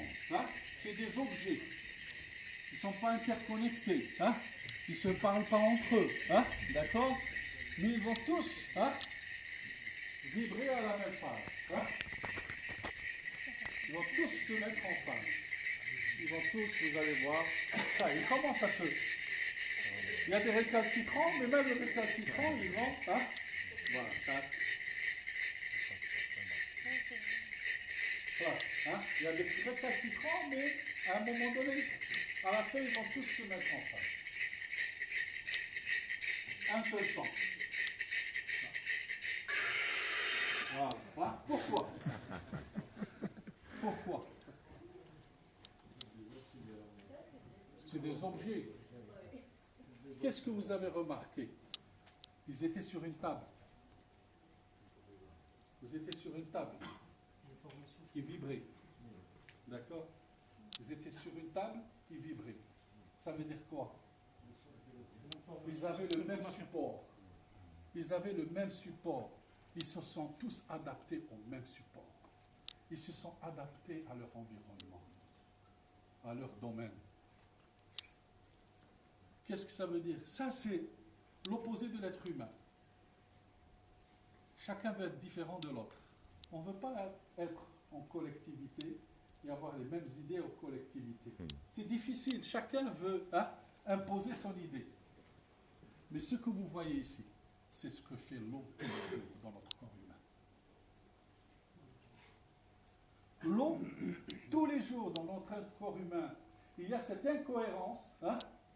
Et donc l'eau, c'est elle qui va faire que tout notre être humain va être en cohérence, en phase, d'accord? Et c'est pour ça que nous sommes en bonne santé. Et donc, tant qu'il y a une maladie, il y a eu un déphasage quelque part, une incohérence qui est apparue, d'accord? Et qui a fait qu'il y a ceci. Donc, regardez. La même chose, la cohérence et la décohérence. Regardez des poissons. Hein? Vous voyez dans la mer des poissons, des oiseaux dans le ciel. Comment se fait-il qu'ils forment un domaine? Ils sont tous en phase. Et quand il y a un prédateur, il lui laisse un trou pour passer. D'accord? Mais ils sont en phase. C'est des domaines de cohérence. Et ça, c'est de la mécanique quantique. C'est pas d'aujourd'hui, c'est de la mécanique quantique qui induit ça. Je ne vais pas rentrer dans ça, d'accord? Et donc, bon, je pense que j'ai pas beaucoup de temps, d'accord, pour faire écouter là. Alors, juste pour vous montrer ça. Donc, le codage. Maintenant, on est revenu à un codage, d'accord? Chose la plus importante. Regardez. On a dit, à l'ADN humain, c'est 1 gigaoctet. D'accord? Maintenant, si je veux, par exemple, 18 grammes de H2O, d'accord, ça correspond à combien?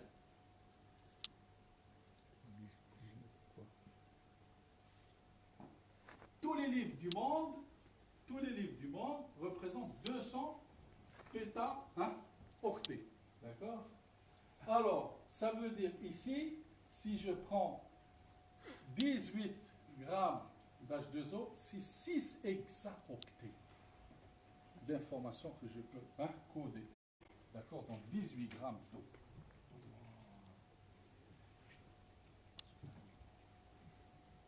18 grammes d'eau.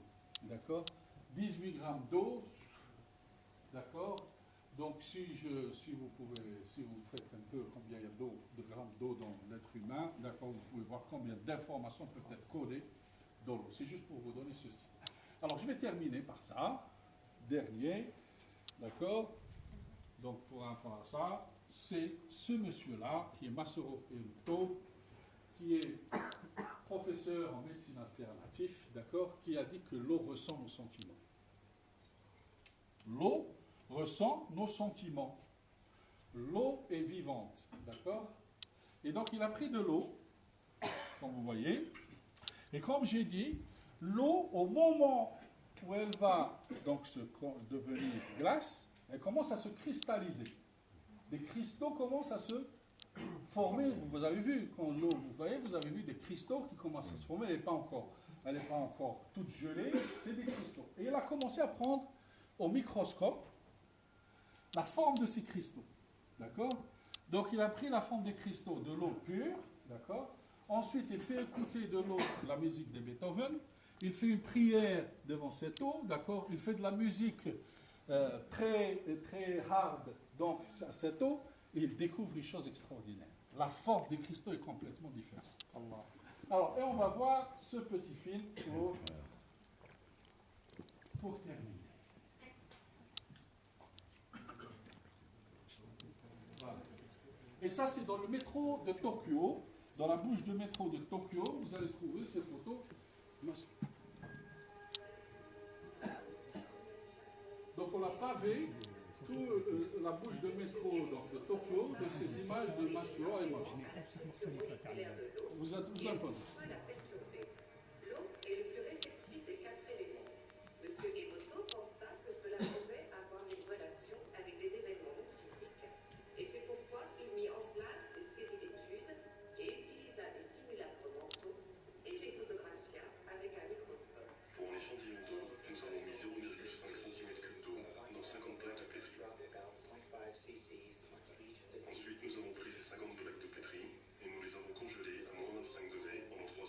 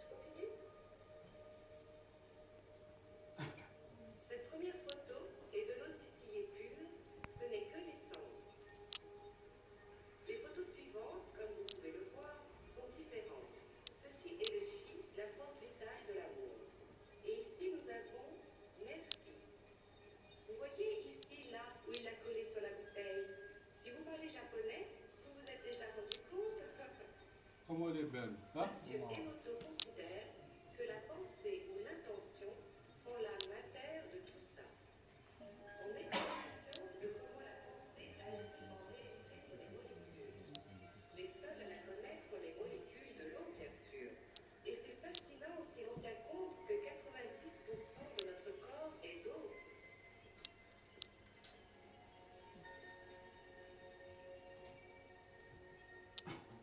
Il y a de quoi réfléchir, n'est-ce pas? Si la pensée seule fait cet effet à l'eau, quel effet ont les pensées sur nous? Ben oui, puisque nous sommes faits d'eau. Hein? D'accord? Et donc ça me rappelle une chose, Ruqya. En fait, qu'est-ce qu'on sait? On est en train de donner des pensées d'amour à l'eau. Hein? D'accord? Et puisque notre corps est fait de 70% d'eau, donc c'est l'eau qui est dans notre corps qui est en train de se restructurer, d'accord? Et d'être en harmonie, d'accord? Avec l'être humain, d'accord? Et ça, c'est extraordinaire. Et la deuxième des choses, la mémoire de l'eau, d'accord? Par exemple, pourquoi la mémoire? C'est de l'eau bénite, d'accord? Parce qu'elle a gardé dans sa mémoire l'information primordiale le jour où elle est née et Dieu a fait naître cette source, d'accord? Avec la bonté de Dieu, d'accord? Donc c'est pour ça qu'elle a gardé donc, ces eaux minérales ou là, ces eaux qui ont des vertus donc thérapeutiques, ça veut dire qu'ils ont gardé en mémoire ceci et je vous remercie.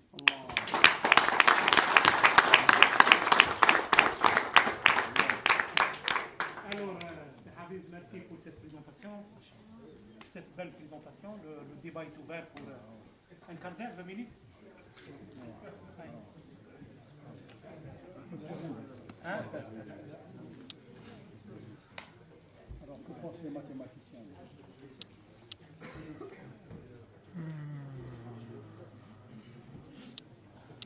Pas de questions? Cache? والصلاة والسلام على سيد المرسلين سيدنا محمد عليه أزكى الصلاة وأتم التسليم. هذا الجلسة التي حضرناها اليوم هي جلسة العلم. رب العزة تبارك وتعالى قال وقوله الحق إنما يخشى الله من عباده العلماء، أي أن العلماء هم أشد الناس خشية لله. نهار اللي يكون المسار مسار علمي بعيد عن أي انتماء معين، تكون النتيجة يوصل لها في النهاية بروفيسور أوراق من خلال هذه المحاضرة الطيبة. ذاكرة الماء، أنا حضرت محاضرات مقبلة عن ذاكرة الماء، لكن ليس بهذا المسار العلمي التاريخي الأصيل اللي وصلك في النهاية انك تفهم بأنه للماء ذاكرة، ورب العزة تبارك وتعالى قال وقوله الحق وجعلنا من الماء كل شيء حي. النهاية وش هي؟ أن كل الكلام الطيب يحفظه الماء وكل الكلام السيء يحفظه الماء. لذلك لا ينصح أن الإنسان مثلا في بيته يكون كاين ماء سيء وصرا شجار بينه وبين الزوجة نتاعو أن يشرب من ذلك الماء، لأنه راح يزيد يرسخ الأمور السلبية التي ينقلها الماء كذاكرة. وإنما يشرب من الماء يقول التسامح، الرحمة، المصالحة، واعطيها تشرب وربي يصلح بيناتكم. بارك الله فيك. الله يسلمك. Alors, c'est Mokhtar. C'est Mokhtar? On va taquiner un peu le professeur Awara.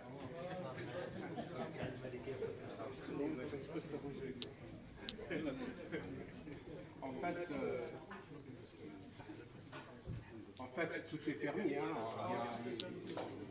Il y a un peu de la spéculation, il y a un peu de l'émancipation. Je suis un homme convaincu, mais je ne suis pas un homme qui m'a rêvé qu'un panacéa. Ça veut dire que je connais la connaissance universelle. Non, ma question est très simple. Par rapport à l'aspect l'information et le numérique, etc., comment on peut penser la transportabilité? Est-ce qu'on peut imaginer qu'on peut téléporter, transporter des personnes, des choses? On n'est pas dans ce monde-là, Mokhtar. Hein? La téléportation. Tu parles de téléportation des lettres. Par rapport à l'information. L'information. Je vais te dire, Mokhtar, ça va? D'abord, la première, parce que je n'ai pas dit une chose qui est importante. J'ai dit l'être humain, 70% de l'être humain est fait d'eau. Hein? Mais au repos. Au repos. D'accord? Mais en fait, quand l'être humain bouge, d'accord? Quand l'être humain bouge, d'accord? C'est 99%. Ce que expliquent les biologistes, d'accord? Quand on est au repos, il y a 70% qui est fait d'eau, d'accord? Mais quand on est au repos, c'est 99%. Quand on est en mouvement, c'est 99%. Parce que je n'ai pas parlé d'une chose dans mon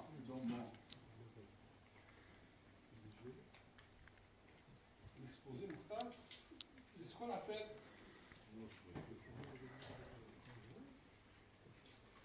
l'eau structurée. Au départ, qu'est-ce qu'on a dit? On a dit que l'eau, quand elle coule du robinet, d'accord?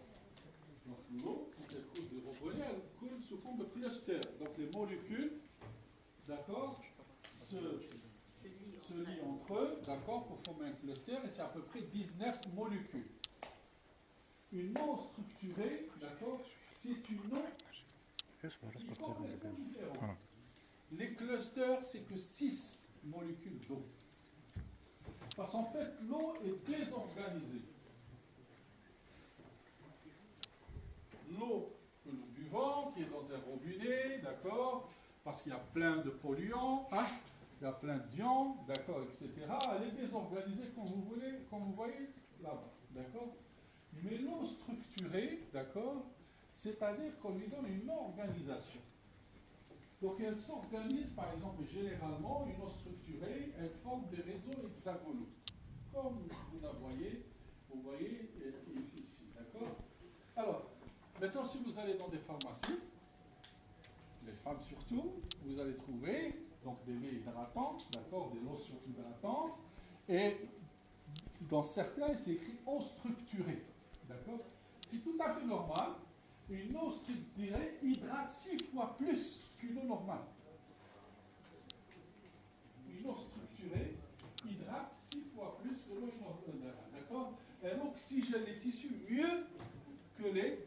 Et donc il y a beaucoup de gens qui font de l'homéothérapie, d'accord, avec de l'eau structurée, d'accord, parce que l'eau structurée, d'accord, pénètre mieux, d'accord, parce qu'elle est moins volumineuse, d'accord. Donc ça veut dire qu'elle passe mieux dans les tissus, elle oxygène mieux, d'accord, elle hydrate mieux, etc. Mais le processus de structuration est un processus complexe. Ce n'est pas aussi évident de faire, d'accord, ceci. Alors, ceci, regardez, juste une dernière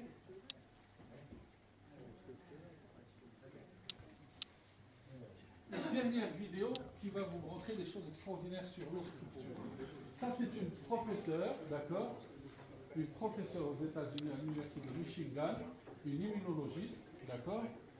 Alors, elle prend du sang d'une patiente, d'accord, normale, et elle regarde les globules rouges de cette personne.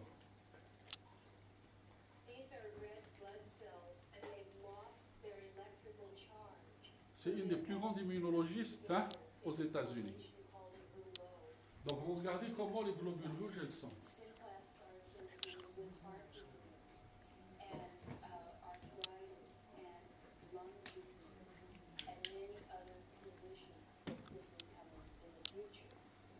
Alors maintenant, elle lui fait boire de l'eau structurée. Hein.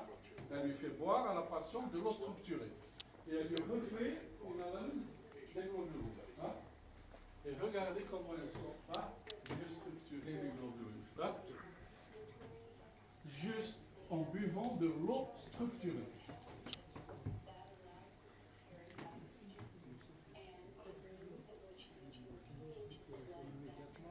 Immédiatement après.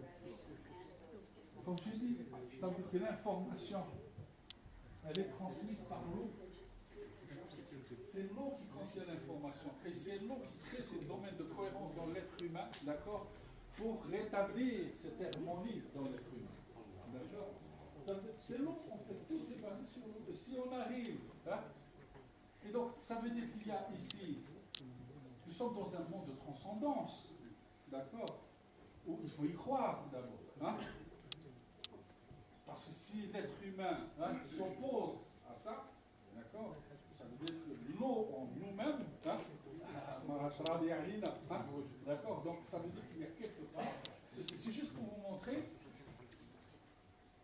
un témoignage du limnologiste, d'accord, que la forme de l'eau est importante. Parce que là, ici, c'est une forme de l'eau, elle n'a rien fait, elle a juste structuré l'eau, d'accord, qui était sous forme de 15 à 20 molécules, à une eau de 5 à 6 molécules organisées, structurées. C'est pour ça qu'elle n'est pas désorganisée. Oui. Là, j'ai une chose là. Oui. Les globules rouges, Oui. est-ce que c'est mieux lorsqu'elles sont structurées? Eh bien oui. C'est-à-dire, vous avez vu, hein? Vous avez vu, donc il faut entendre le commentaire de l'immunologue. Pour elle, ça veut dire qu'il y a une meilleure organisation des globules rouges, d'accord, ils se discernent entre eux, d'accord, il n'y a pas un amas comme il y a où il n'y a aucune symétrie, aucune harmonie, etc., qui est dans les globules. Parce que pourquoi? En fait, comme j'ai dit, 65% des globules rouges sont faits d'eau. En fait, c'est de l'eau qui est dans les globules rouges qui a structuré ces globules rouges aussi. Hein?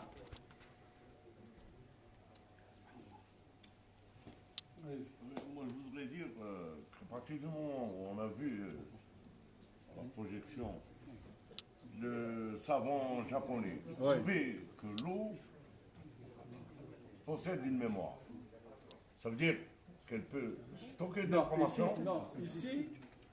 Ici, le japonais, c'est pas il possède une mémoire. Que l'eau réagit à nos émotions et à nos pensées. L'eau réagit à nos pensées. Ça veut dire qu'il vit. Oui. Ça veut dire qu'il a isma. Donc c'est une onde électromagnétique. Puisque quand on lui fait écouter une musique ou on lui parle, c'est une onde électromagnétique qu'on est en train de transmettre. On est en train de transmettre à l'eau. Donc c'est une onde électromagnétique. Et donc cette onde électromagnétique, en fait, puisque nous avons des domaines de cohérence, d'accord, donc cette information est emprisonnée dans ces domaines de cohérence. Elle est emprisonnée dans ces domaines de cohérence, donc de façon quantique, d'accord. Et donc ça veut dire qu'il faut, pour justement récupérer, donc ils sont là, on ne les voit pas, on ne peut pas les mesurer, ils sont dans des domaines de cohérence, dans des confinements. Aucune mesure chimique ne peut les retrouver, ces informations, d'accord. C'est de l'information quantique. Et donc de l'information quantique, ça veut dire que c'est des bits, d'accord? C'est des 0 et des 1, d'accord? Donc c'est une information quantique. Donc elle n'a pas un support chimique. Vous ne pouvez pas la retrouver chimiquement. Vous ne pouvez la retrouver que par de l'information. D'accord? Le jour où on arrivera à faire des ordinateurs quantiques pour pouvoir mesurer de l'information quantique, à ce moment-là, peut-être on arrivera à mesurer de l'information qui est. Mais elle stocke l'information. Elle stocke de l'information, mais c'est sous forme électromagnétique, pas sous forme chimique. L'information, elle est sous forme électromagnétique. C'est une onde, d'accord? C'est une onde. Elle peut la transmettre. Donc si c'est une onde, elle peut transmettre une onde. Une onde, elle se transmet, d'accord? Elle se transmet. C'est pour ça, c'est ce que j'en dis. Ça veut dire que si on réalise comme ça veut dire que cette onde. Et vous savez, j'ai pas dit une chose.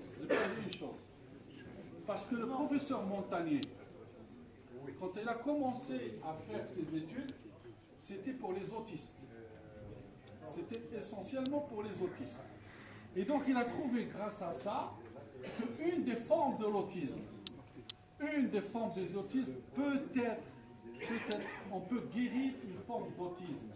Et que cette forme d'autisme, d'accord, est due à une bactérie qui était enfermée dans un domaine de cohérence. Grâce à une onde électromagnétique. Et ça veut dire que l'autisme, cette forme d'autisme, peut être guérie par des antibiotiques. Il a guéri des enfants malades d'autisme grâce à de fortes doses d'antibiotiques. Alors qu'on disait que l'autisme, parce qu'en fait c'est vrai, parce que quand on est, il disait, Premier jour, il est parfait. Et puis, avec le temps, premier jour, deuxième jour, il y a un dérèglement. D'accord? Donc il y a quelque chose qui a créé ce dérèglement. Ici, on retrouve cette chose qui a créé le dérèglement, d'accord? On peut la corriger, d'accord? Et guérir la maladie. Et donc c'est pour ça que pour Montagnier, c'est un persécuté immense pour le traitement des cancers. Parce que tellement de cancers, c'est une désorganisation cellulaire. C'est une perte d'information. Ça veut dire que quelque part, l'information juste n'est pas passée. C'est une information fausse. Et qui a fait qu'il y a une perte d'information. Ici, il y a une perte d'information. C'est le désordre qui augmente. Et c'est le désordre qui augmente, c'est les maladies. Ensuite, c'est la maladie. Ah voilà. Une question par rapport au stockage de l'information. Est-ce que vous dites que c'est une onde électromagnétique? Oui. Une onde électromagnétique. Oui. Or, lorsqu'on parle de l'eau, mettons que Oui. l'ORIA, Ouais. c'est plutôt une vibration de l'air, une onde sonore. C'est une onde. Une onde sonore. C'est une onde. Une onde Est-ce que sonore. ce Ouais. stockage se fait par vibration des molécules d'eau? Ça, C'est un peu comme si on gravait un sillon de disque. c'est la même chose. En fait, c'est ça. En fait, c'est le même principe. C'est-à-dire qu'on est en train de graver sur un disque dur, sur un sillon disque dur, une information. Donc, vous avez le moyen, vous la gravez électromagnétiquement, et pour vous la récupérer, vous faites aussi l'effet inverse, un champ électromagnétique pour récupérer cette information. La récupération, comment est-ce qu'on réactive cette Voilà. information? On réécoute cette information, d'accord, et on la retrouve. Pourquoi est-ce que dans la tradition, on savait ça depuis des siècles, c'est-à-dire à travers la tradition musulmane ou même chrétienne, Bien sûr, bien sûr. ça on le savait déjà. Mais écoutez, mais ce que j'ai dit, découvre ça. oui, mais ce que j'ai dit, non, mais jusqu'à présent, mais je dis une chose, il ne faut pas aussi qu'on soit à 100% vrai. J'ai dit que jusqu'à présent, la seule explication qui a été faite par des physiciens, c'est par ces domaines de cohérence. Donc ces domaines de cohérence, d'accord, et ces domaines de phase, d'accord, qu'on explique par la mécanique quantique ceci, d'accord? Parce qu'en fait, quand j'ai parlé des métronomes et des domaines de cohérence, en mécanique quantique, c'est l'indiscernabilité. C'est le formule de l'indiscernabilité. On ne peut pas discerner, d'accord? Mais, parce que en mécanique quantique, quand on parle d'intrication, ça veut dire que si j'ai un phénomène, une particule qui est liée avec une autre particule, ça veut dire que si cette particule ressent quelque chose, d'accord, automatiquement l'autre particule, si elle se retrouve à des millions de kilomètres, elle ressentira la même chose. Donc l'une influe sur l'autre, d'accord? Et donc ça veut dire que parce que vous savez pourquoi? Parce que ces domaines de cohérence, je n'ai pas parlé tout à l'heure de ces domaines de cohérence. Les domaines de cohérence, c'est à peu près 100 nanomètres. C'est à peu près 100 nanomètres, un domaine de cohérence. D'accord? Donc 100 nanomètres à peu près dans un domaine de cohérence.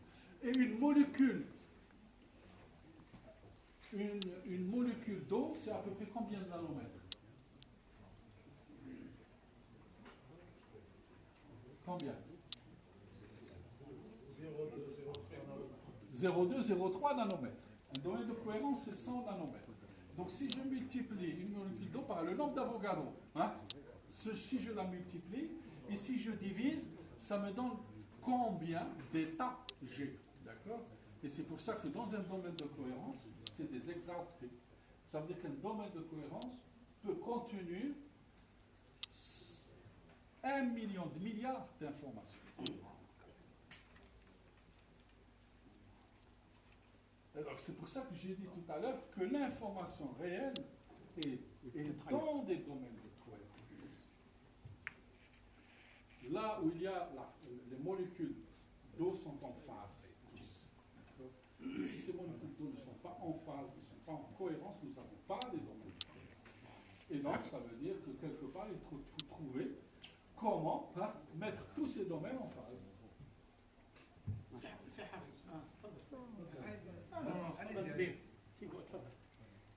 Je vous remercie. Donc, bien que je ne sois pas tellement dans la spécialité, physique, moi je suis de formation biologique, mais l'exposé de M. Aurag a été assez vulgaire et vulgarisé pour qu'on puisse quand même avoir une approche grossière de la chose.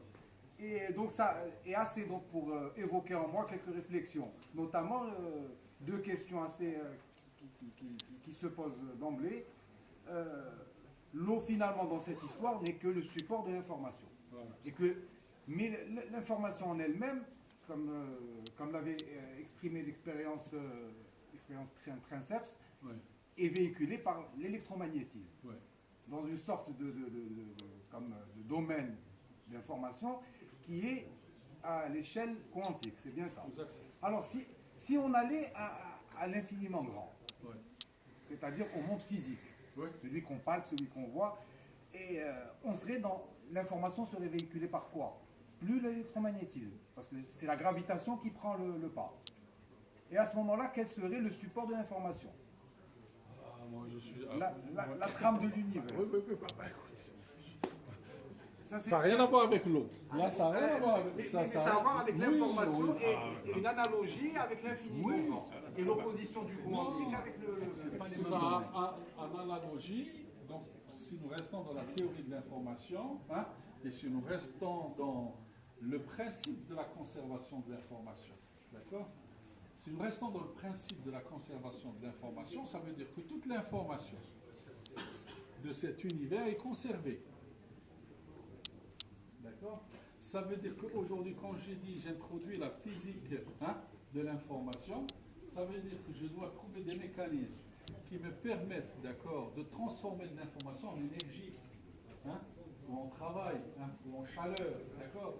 Et c'est ça les grands fondements, c'est-à-dire qu'aujourd'hui, cette physique donc, de l'information, c'est comment je puisse trouver, et c'est pour ça que j'ai dit tout à l'heure, donc le principe du créateur, hein, le principe créateur, donc de Dutch, c'est justement comment transformer de l'information, d'accord, en une énergie, en une impulsion, en un moment cinétique, d'accord, par rapport à notre loi. Et c'est ça, aujourd'hui, cette approche qui est en étude, d'accord, et on essaie de comprendre ceci, comment on peut justement manipuler de l'information qui influerait, d'accord, sur les grandeurs de l'univers, sur l'univers, etc. Voilà. Mais jusqu'à présent, tout le monde est sur les balbutiements, il n'y a aucune approche, je dirais, solide. C'est suffisant d'aller vers l'information gravitationnelle. Mais écoutez, ça, le principe, comme j'ai dit, le principe créateur, c'est en fait ce chaînon manquant. Parce qu'auparavant, qu'est-ce qu'on cherchait? On cherchait ce que nous appelons une théorie du tout, d'accord? Une théorie du tout basée sur les autres lois, d'accord? Essayer de lier ces autres lois, mais en fait, peut-être que c'est ailleurs, hein? Que la théorie de tout, elle est dans l'information. Elle n'est pas dans l'énergie, elle n'est pas dans les autres lois, dans la gravitation, etc. Donc, et c'est là les grands questionnements, les grands défis. Comment peut-être que cette théorie de l'information, c'est elle qui est le tout. C'est le créateur. Parce que Dieu, c'est une information qu'il a transmise, il a donné tout ceci. La deuxième question que je voulais poser, c'est par rapport à la mémoire de l'eau toujours. C'est-à-dire, plus l'eau serait ancienne, oui, plus elle contiendrait de l'information. Bien sûr, c'est ça. Hein, c'est ça. En fait, c'est ça, en fait. Parce que quand tu l'as si bien dit, parce qu'en fait, ça veut dire que l'être humain garde en lui une information primordiale, l'information d'un homme saint, quand il était saint, d'accord? Et donc, si on arrive à trouver l'information qui a déclenché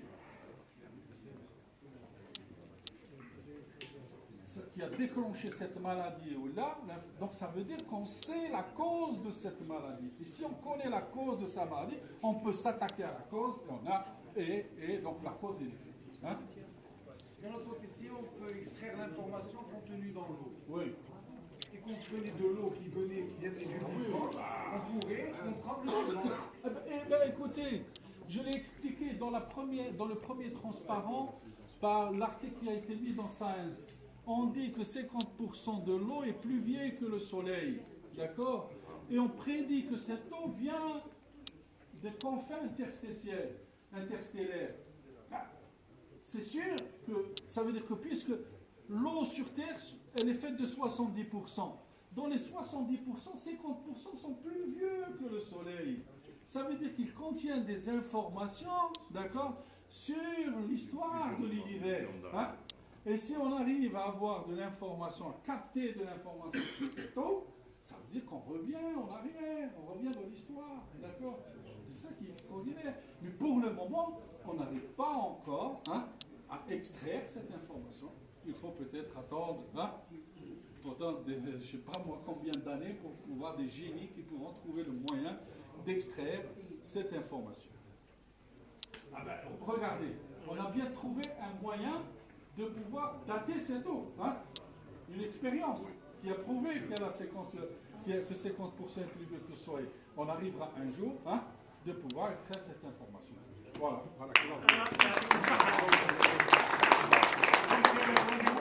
Donc, c'est le Aïchoubi, c'est un expert, service. Donc, il va animer une présentation. Donc, c'est le centre, c'est le CRAP, c'est le CRIAT. Donc, intitulé Territoire et société face aux crises. Algérie, stratégie de réponse. Donc, غدوة إن شاء الله صحة فركم مرحبا بكم.